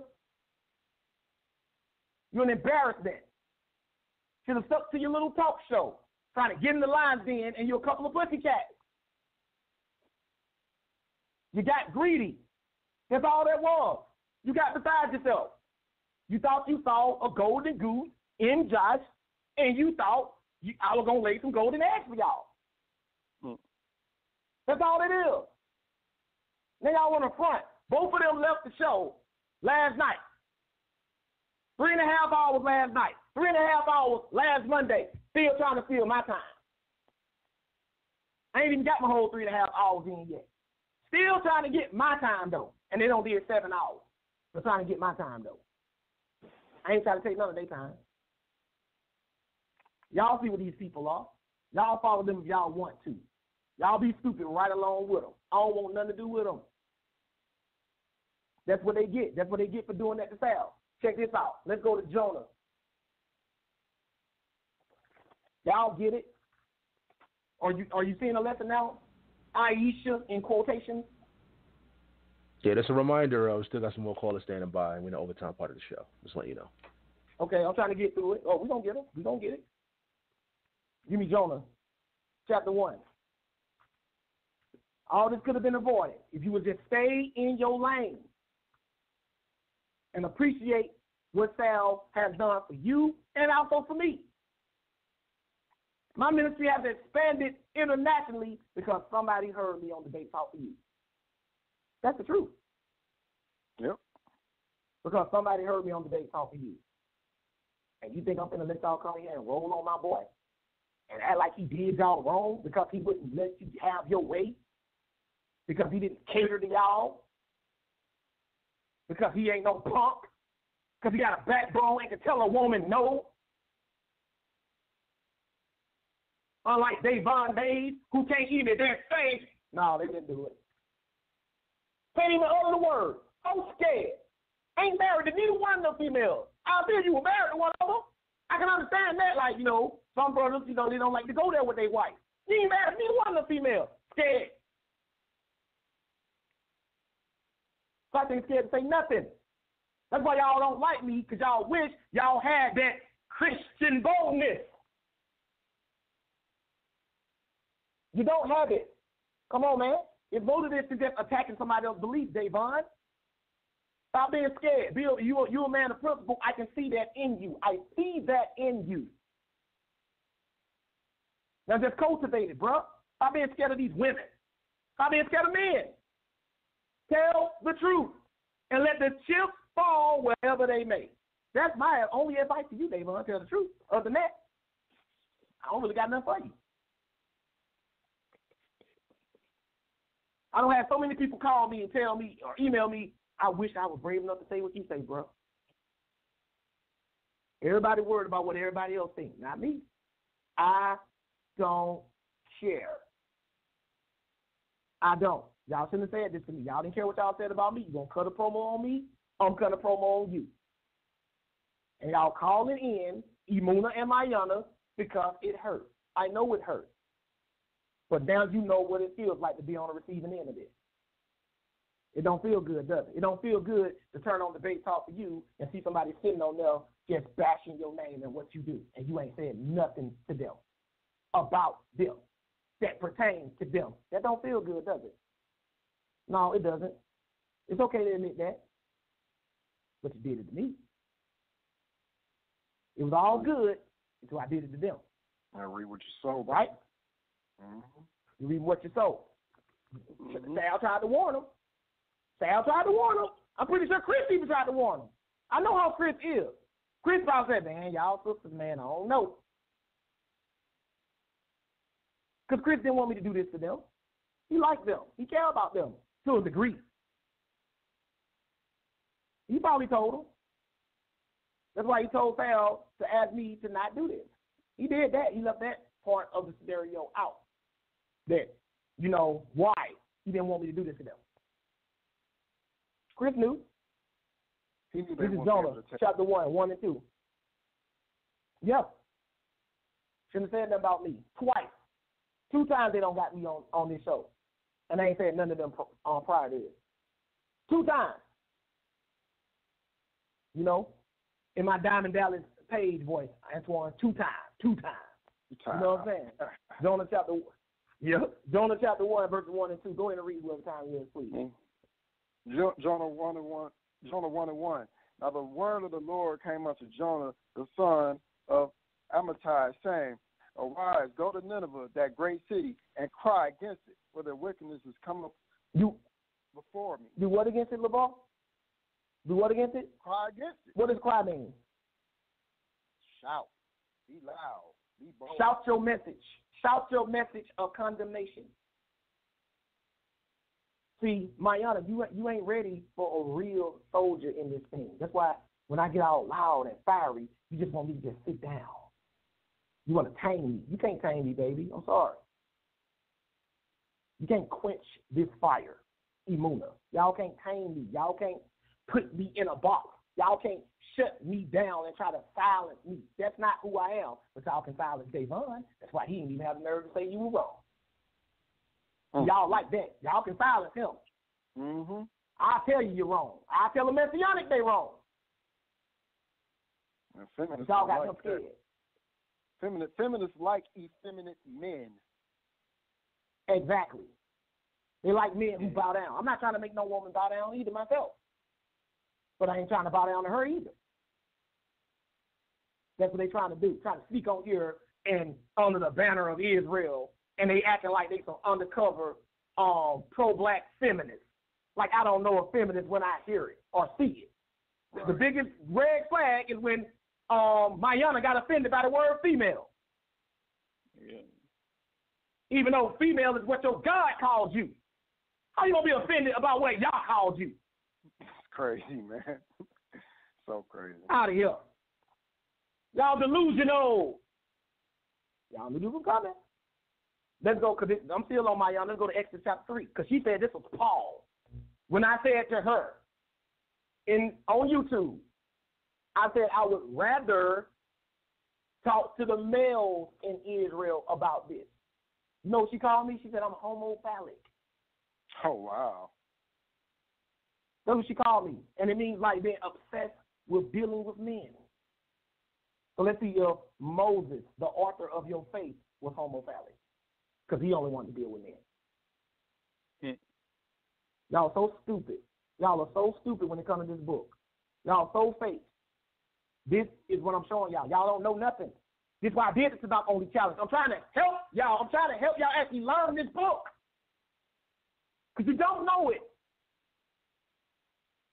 That's why they want the silent week. They don't want me coming on here week in and week out, embarrassing them. Without even saying their names. They're teachers to know. I tell them all the time, your Tanakh game is weak. That's why you attack the New Testament. I keep telling y'all that. That's why y'all can't stand Jesus, because y'all don't know the Tanakh. That's the problem. So let me show you this. That's the problem. Exodus 3, verse 16, they were Moses at the burning bush. Let's see who God told Moses to go to. Let's say he took some women. And it's saying against no women.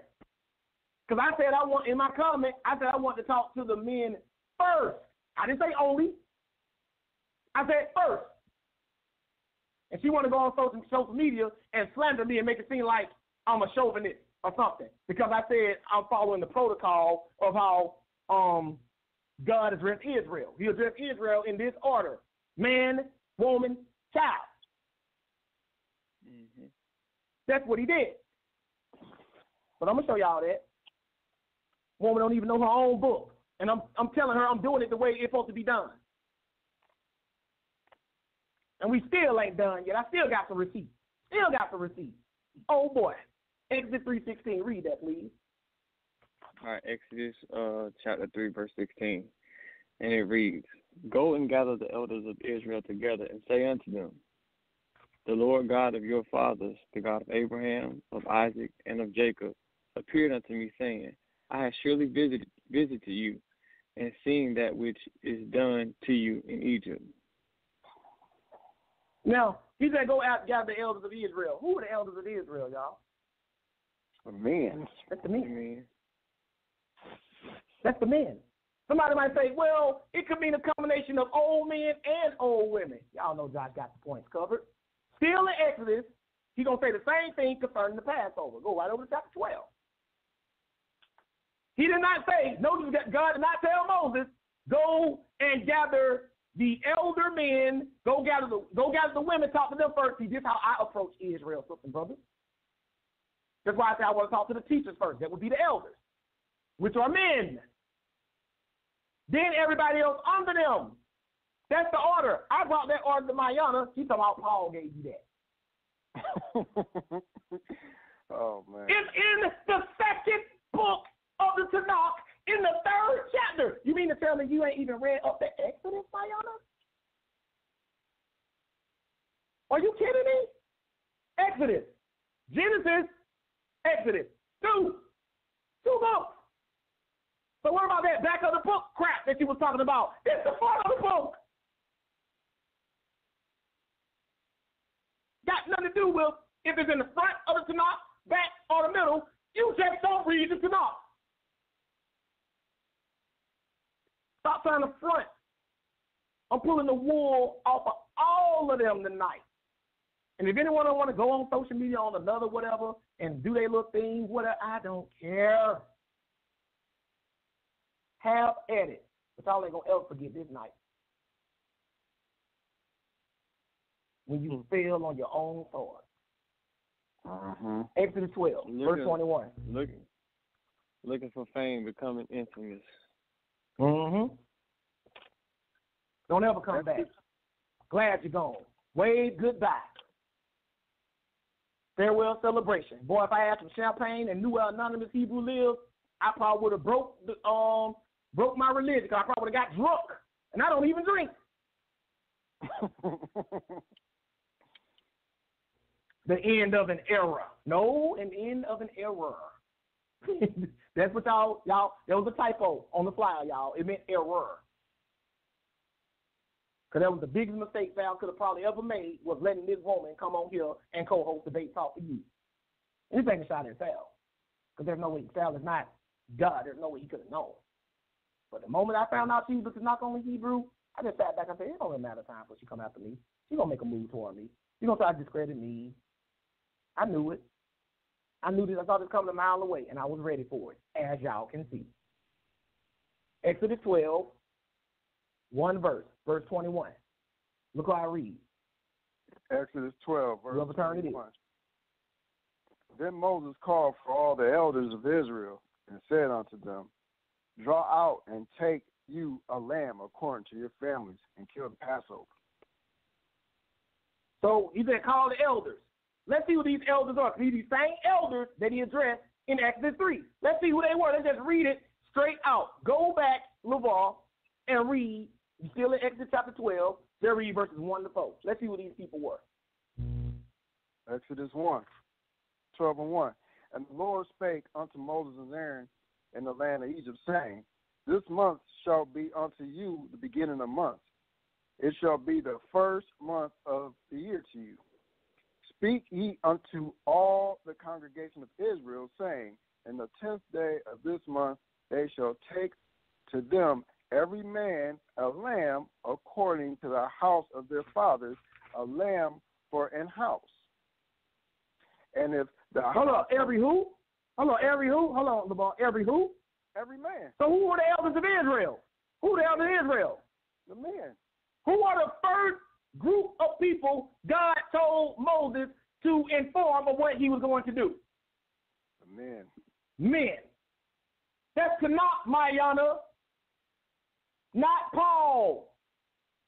That's Tanakh. You need another one? Let me give you another one since you act like you're too slow to see it. Let's go to Ezekiel. Notice I'm in the Tanakh. I ain't went to the New Testament one time. I ain't got to. Ain't got to. Tom, that's Paul. It's in YouTube. Y'all go read it. Tom, as for you addressing the men, that's Paul. That's Pauline doctrine. Hey, you know what? She just made my faith grow even more in the New Testament. Don't know nothing. I keep telling y'all, man, stop trying to test my Tanakh game. It's why I believe the New Testament. They don't get it, man. You don't even know that. They just don't get it. Y'all don't get it. This Ezekiel 14, verses 1 to 3. The elders of Israel again. Let's see who they are. Look who God sent the prophets to. The very first prophet that Israel had sent to them as a nation, by the very first prophet period, just the one he had them sent to them as a nation, went to the men. Let's see what they always did. Ezekiel 14, 1 to 3. Go ahead and read. All right. Ezekiel chapter 14, verse 1. It said, Then came certain of the elders of Israel unto me, and sat before me. And the word of the Lord came unto me, saying, Son of man, these men have set up their idols in their heart, and put the stumbling block of Stop. Hold on. Stop. That's one. Stop. You ain't got to read nothing else. Who came and sat before Ezekiel? It said the elders. Who did God call them? These men. Yeah. Why is it that every time you read in the Bible, the prophets are addressing the elders who are men first? Because that's the protocol, Mayana. You got to use your brain, girl. You got to use your brain. Don't make me go Joe Clark from Lean On Me on you. Lean on me. Use your brain, girl. Use your brain. This ain't Paul. This is the prophet Ezekiel. That was the prophet Moses. You don't even know the protocol of the Tanakh and ordinance of Torah, and you're on social media trying to slander me. I know more about your book than you, and you can't even come close to me in the New Testament. You are Imuna. I will run circles around any one of you or both of you any day of the week in any one of these books, and y'all know it. That's why y'all tried to silence me. That's why y'all want to take all the attention off the Tanakh only challenge, because deep down inside, they know there ain't no Tanakh only teacher that came on this platform, Debate Talk for You, can rock this Tanakh better than ABC. Or better than the KOJ. Or better than Amanyan. Or better than Robert Reed. Better than Award Authority. Than any messianic I name on Debate Talk for You, I believe I can give them a Tanakh only class, and they can do it. Y'all pick them. Tanakh only believers, y'all pick them. We can bring back Carl Albert. Carl Albert can come on here and do a Tanakh only class. So we can bring Raheem Ali on here. He ain't even into the Bible. He in the Islam. He can do a Tanakh only class, but y'all won't do it. 20 minutes left in the air. We don't need y'all. Let's go to the last one. Let's go to the evidence. Let's go to the receipts. You know, where she's trying to silence me because she don't want me to be able to say what I get to say. This is funny to me, man. And it's getting to them because they calling in. They try to act like this ain't no big deal, like they all tough. You know what I'm saying? Let's deal with Mayana first. Let's deal with what she was telling Sal behind the scenes. She said she posted it herself. Remember, y'all heard her say that when she called in talking. You don't have to do that because I posted it myself. You know what I'm saying? Let me show you this. Let me pull this up. This is funny to me. This is the funny one right here. I don't know why people be doing this to me, man. I don't know why. I didn't bother them, y'all. Everybody who listening, y'all saying to yourself, God dang, Josh going in on them. They did it to me first, twice. Yep, 7 hours. Told him leave me alone. I even told Chris. Chris even admitted. I told him to apologize. But what he left out was, if they apologize, I wasn't going to do the show about them. He left that part out. I didn't just say, if they apologize, I'll do the Tanakh only challenge with you again. I also said if they apologize, I wouldn't do this show. So he forgot that. I don't think he deliberately just left that out, but he did leave it out. Because I told him if they would apologize, I wouldn't do this show. So either he failed to deliver the message, or he did deliver the message, and they were like, screw Josh. We ain't scared of him. We're going to do what we want to do. You know what I'm saying? Mm-hmm. This is Mayana, because me and Sal was having a conversation, and Sal told me that Mayana told him that she was going to report me, and I thought she meant the police. And I told Sal to relay that back to her. This is what she said. This is what Sal said. I spoke to Brother Josh today, and I relayed your warning to him. Why am I getting warnings, y'all? How come they didn't get no warnings when they went on that and did that? I'm getting warnings, though. This is what's going on behind the scenes. They act all tough. Look what it says. And relayed your warning to him. Brother said he don't care if you call the police. He's going to say whatever he feels he needs to say. This is Mayana. Got you. I never said I called the police. I don't know what he heard, but clearly he is about drama. I'm about the drama. We have rules about being professional, so I don't know what this say whatever he wants to say is about. Don't have that boy lying on the air saying that I said I was calling the police. But see, what am I supposed to think? You say you're going to report me. Report me to who? Sal? Sal the one let me do it. So what am I supposed to think? But then this is what Sal said. I told him, you told me to tell him if he says anything out of line, you will report him. And then she said, okay, that is true. I did say that. Dodge and people like him do outlandish stuff. And things like how Judah did you is unacceptable. So she said things how Judah Nazareth, that's what she's talking about, did Sal is unacceptable. But she didn't say nothing about how Judah Nazareth did me. He did it to me first, my honor, before he did it to Sal. 2 years before he did it to Sal. And that's why he got that video exposing him as a homo. Y'all never see what they do to me first. Y'all just see when I strike back. Then y'all get mad at me. So look at this. From what I have observed, Josh completely lacks integrity. So I lack integrity. She don't know nothing about me. I ain't never put my foot up on this female's couch one time, but I lack integrity. Right? What is she talking about? Like, she don't even know me. We never even had a conversation until tonight when she called in. We never had a live conversation, just talking on YouTube, but we never had a live conversation until tonight. But I lack integrity. You don't even know me, woman. Look what it says right here. What did you mean when you said you were going to report him so I can clear it up? That's what I asked her to ask her. Also, can you send me the email for something else that don't have anything to do with it? She said she was in a meeting. This is what she said after that. My statement for Josh is, like I said before, no, they don't want to just come out and say what she meant. He can respond to my statement on his assertion.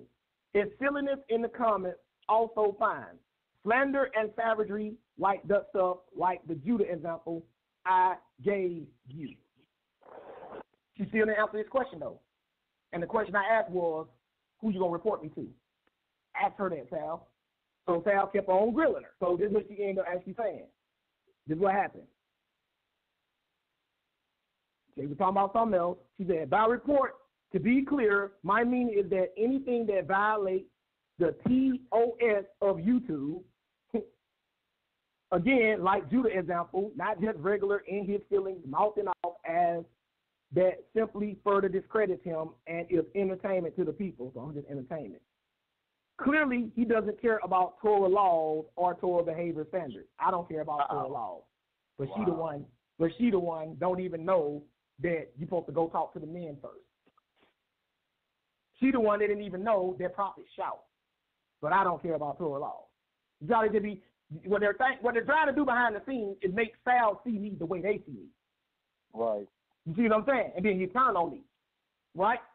Then it says, but he should be mindful not to violate FCC regulations just because he doesn't have the skill to address us on the information. So that's what she was talking about. She was talking about reporting me to the TOS on YouTube, and y'all look up the FCC. This woman behind the scenes warning Sal to warn me that if I say something she don't like, she gonna call the FCC. But yet they say Sal trying to silence them. Come on, man. You trying to get me banged up. You one of them sisters that put their hands on a brother repeatedly, and then when he hit you back, you call the police and try to get him locked up. I see what kind of sister you are, my honor. I see you clearly.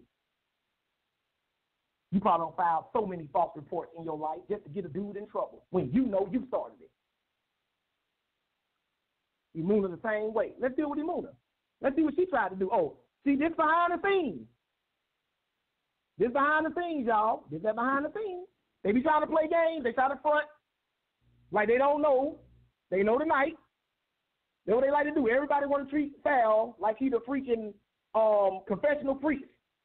You know what I'm saying? You know, just confide in him.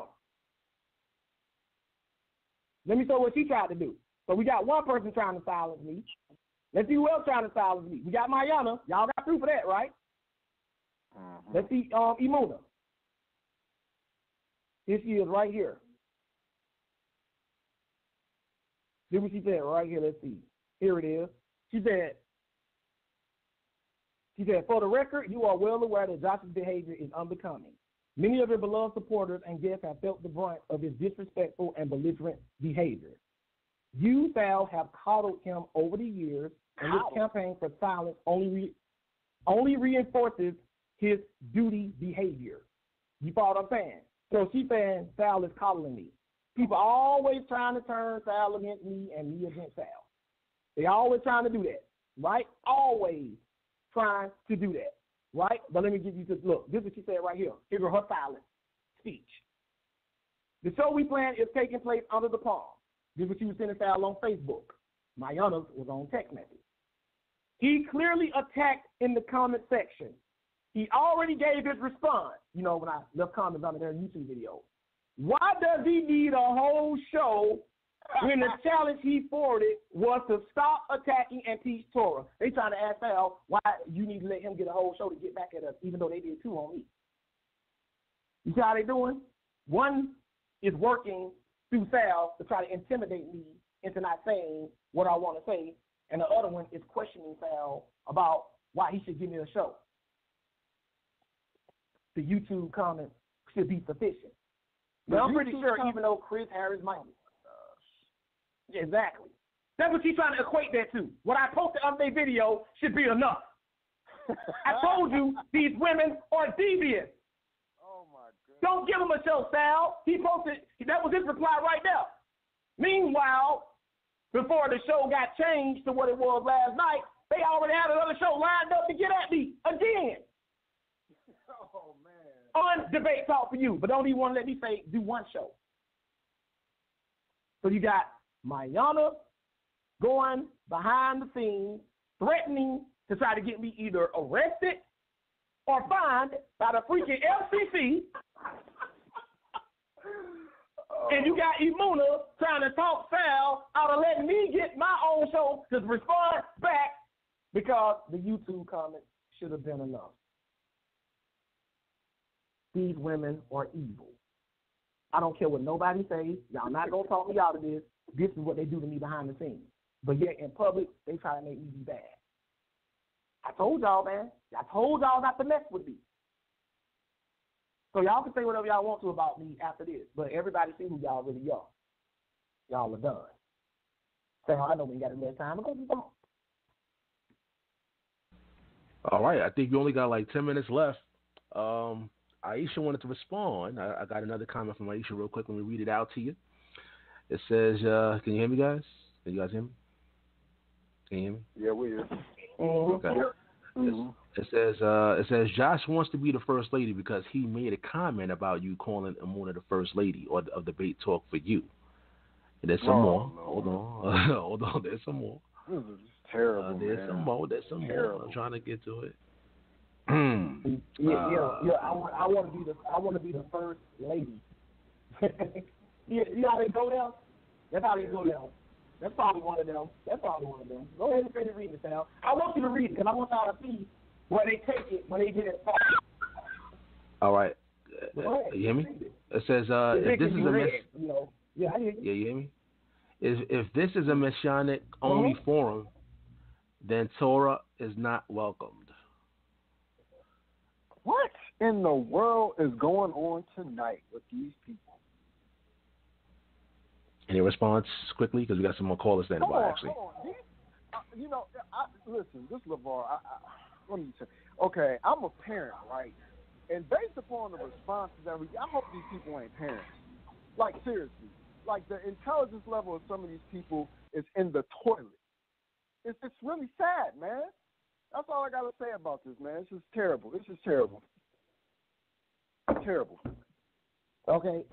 Just go to somebody else there. This is just sad. Let's go to the. Let's go to the next. Yeah. Go to the next caller or whoever. Let's go to 530-434. We only got less than 9 minutes left. Go ahead, quickly. Yo, this is B.A. Ben Abraham. Much love to the brothers. I just want to say this real quick.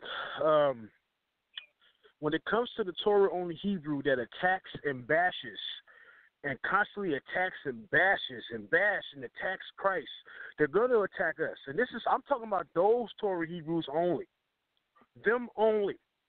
This has nothing to do with those who don't bash Hebrews. Who don't bash the Messiah. Me and Josh have talked about this before in the past.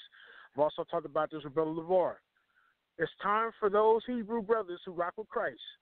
If you are continuously dealing with Hebrews who attack the Messiah, do what I do. Treat them as if they don't exist.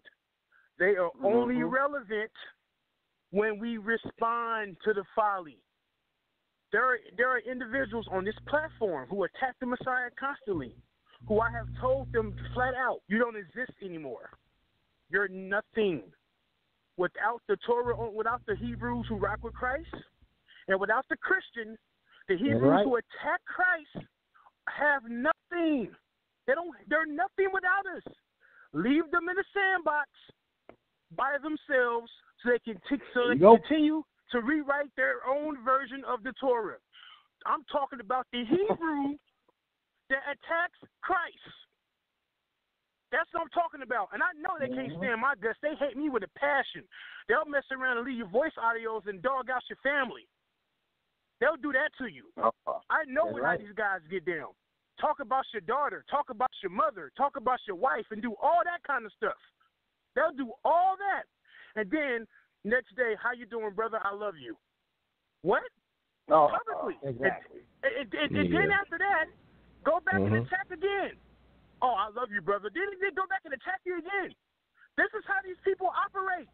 The ones who they do behind the scenes, oh, what's up, brother? Then publicly, and when they attack. That's what they do. The Torah-only Hebrew, I'm going to say it again, that attacks the Messiah. And if they attack the Messiah, they're going to attack you. They hate us. They want us dead. If it was up to them, we all would have been dead and cut and stoned a long time ago. I have said this various times. People, go back to a show that we did a few months ago before Sal got sick. We did a show called Defending the Faith. I said it then. The people who attack the Messiah, they are our enemies. Leave them alone. Look, and for you Messianics out there who are dealing with these people, the line, you got to draw the line. Because if you keep dealing with them, you my enemy as well. And I said it. B.A. Ben Abraham, I said it. Much love to the brothers. Keep doing your thing. Shalom. Peace. Shalom. All right, we got to get to the callers. We got like 5 minutes left. Let's go to Skype caller. You're live real quick. Yeah, y'all can hear me? Yep. So I press 1 and then press 1 again to come back in so you don't think Sal trying to play games. This anonymous. Now I'm finna get in and Josh, they finna meet JP. Let me explain something to y'all. Y'all trash, man. Now let's get it in. Bruh. I've been trying to be nice with y'all. Y'all garbage. Davon calling in talking that nonsense. I wrote it down so that way I wouldn't go out my character. Davon misrepresented my point, right? When I said Josh wasn't speaking on Davon, I was speaking about those that were acting out of order to Torah. Davon bore false witness because he gave the impression that I only said Josh wasn't speaking about Davon when he made it seem like I changed it up. So here's the point that I'm making, right? Davon is not one of these people that's out there talking about your family, but he is one of these people that all he does is go against Messiah. And what Josh said clearly in his challenge was, don't call in and go against Messiah. Now, so you violated Exodus 20:16 and Deuteronomy 19, like 16 through 18, because I do deal with Torah, coward. Now, what I'm telling you is stop bearing false witness. Deal with the text. Now, I'm done with the Tanakh only challenge. Now, let me tell you what Messiah said. John 14:28. Ye have heard how I said unto you, I go away. Hold on, let me make sure because my phone's. I go away. Right? No, here we go. You have heard how I said unto you, I go away and come again unto you. If you love me, you rejoice, because I said I go unto the Father, for my Father is greater than I. That's the end of your idolatry. Now, that's a simple opening about what I'm going to deal with my Tanakh only lesson. You cowards never dealt with the Father. Now, there it is. Let's deal with it. I'm going to break it down for you. Now, end of the day, Sister Aisha is a messianic. Right? But baby girl, guess what? I love you, but you're on the wrong side of this thing. You're on the wrong side of it. You see, now, this is why I don't trust none of these people right there. Now, that's so what I'm going to tell you. You want to get it popping? You want to make a civil war? It is what it is. I love you. but I also love my life, my soul, my eternal soul, more than I deal with all these games. I got 3 minutes left. I begged all you.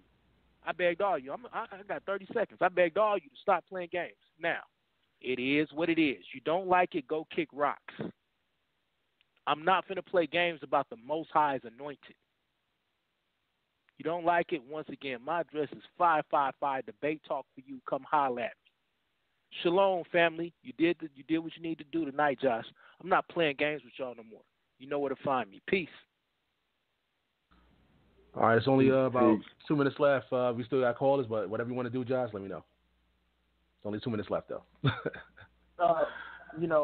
Anybody who calls gonna fall in the category of cut off calves. We got one of them, so we don't need no more of them. I just want to say the title of the class was "This is Our Only Challenge, Volume 2: The Epic Fail," and it was put out there to prove that they failed the challenge. Mayana proved that they failed it. Muna proved that they failed it, and even Davon Mays, without want to admit it, proved that they failed it. If you failed the challenge, I don't want to talk to you. We have nothing to talk about. They didn't follow directions. They were being manipulative. They were trying to dance around simple yes or no. They know they didn't because they know they didn't want to do it. At least Davon Mays was honest enough to admit that he wasn't going to front like he would take it and not follow the stipulations of it. So Imuna and Mayana, y'all good now. We good now. Y'all can say whatever y'all want to about me on whatever platform y'all got to say about me, but this is the last time Josh going to give y'all any more light. You follow what I'm saying? So y'all go ahead and do whatever it is that y'all doing or whatever. Keep doing it. Huddle up. Y'all probably on another social media platform right now planning another strike. I don't care. I'm going to keep doing these challenges. I'm going to keep teaching these people. For all my people who didn't fall for the bull, I love you. For all of y'all that fell for it, hopefully you come up out of it. I don't care either way. My people got my back. My people know I did my thing, and I'm going to keep on slaying these fakes and phonies that try to come into the house that we built and take it over. That's it. I'm done.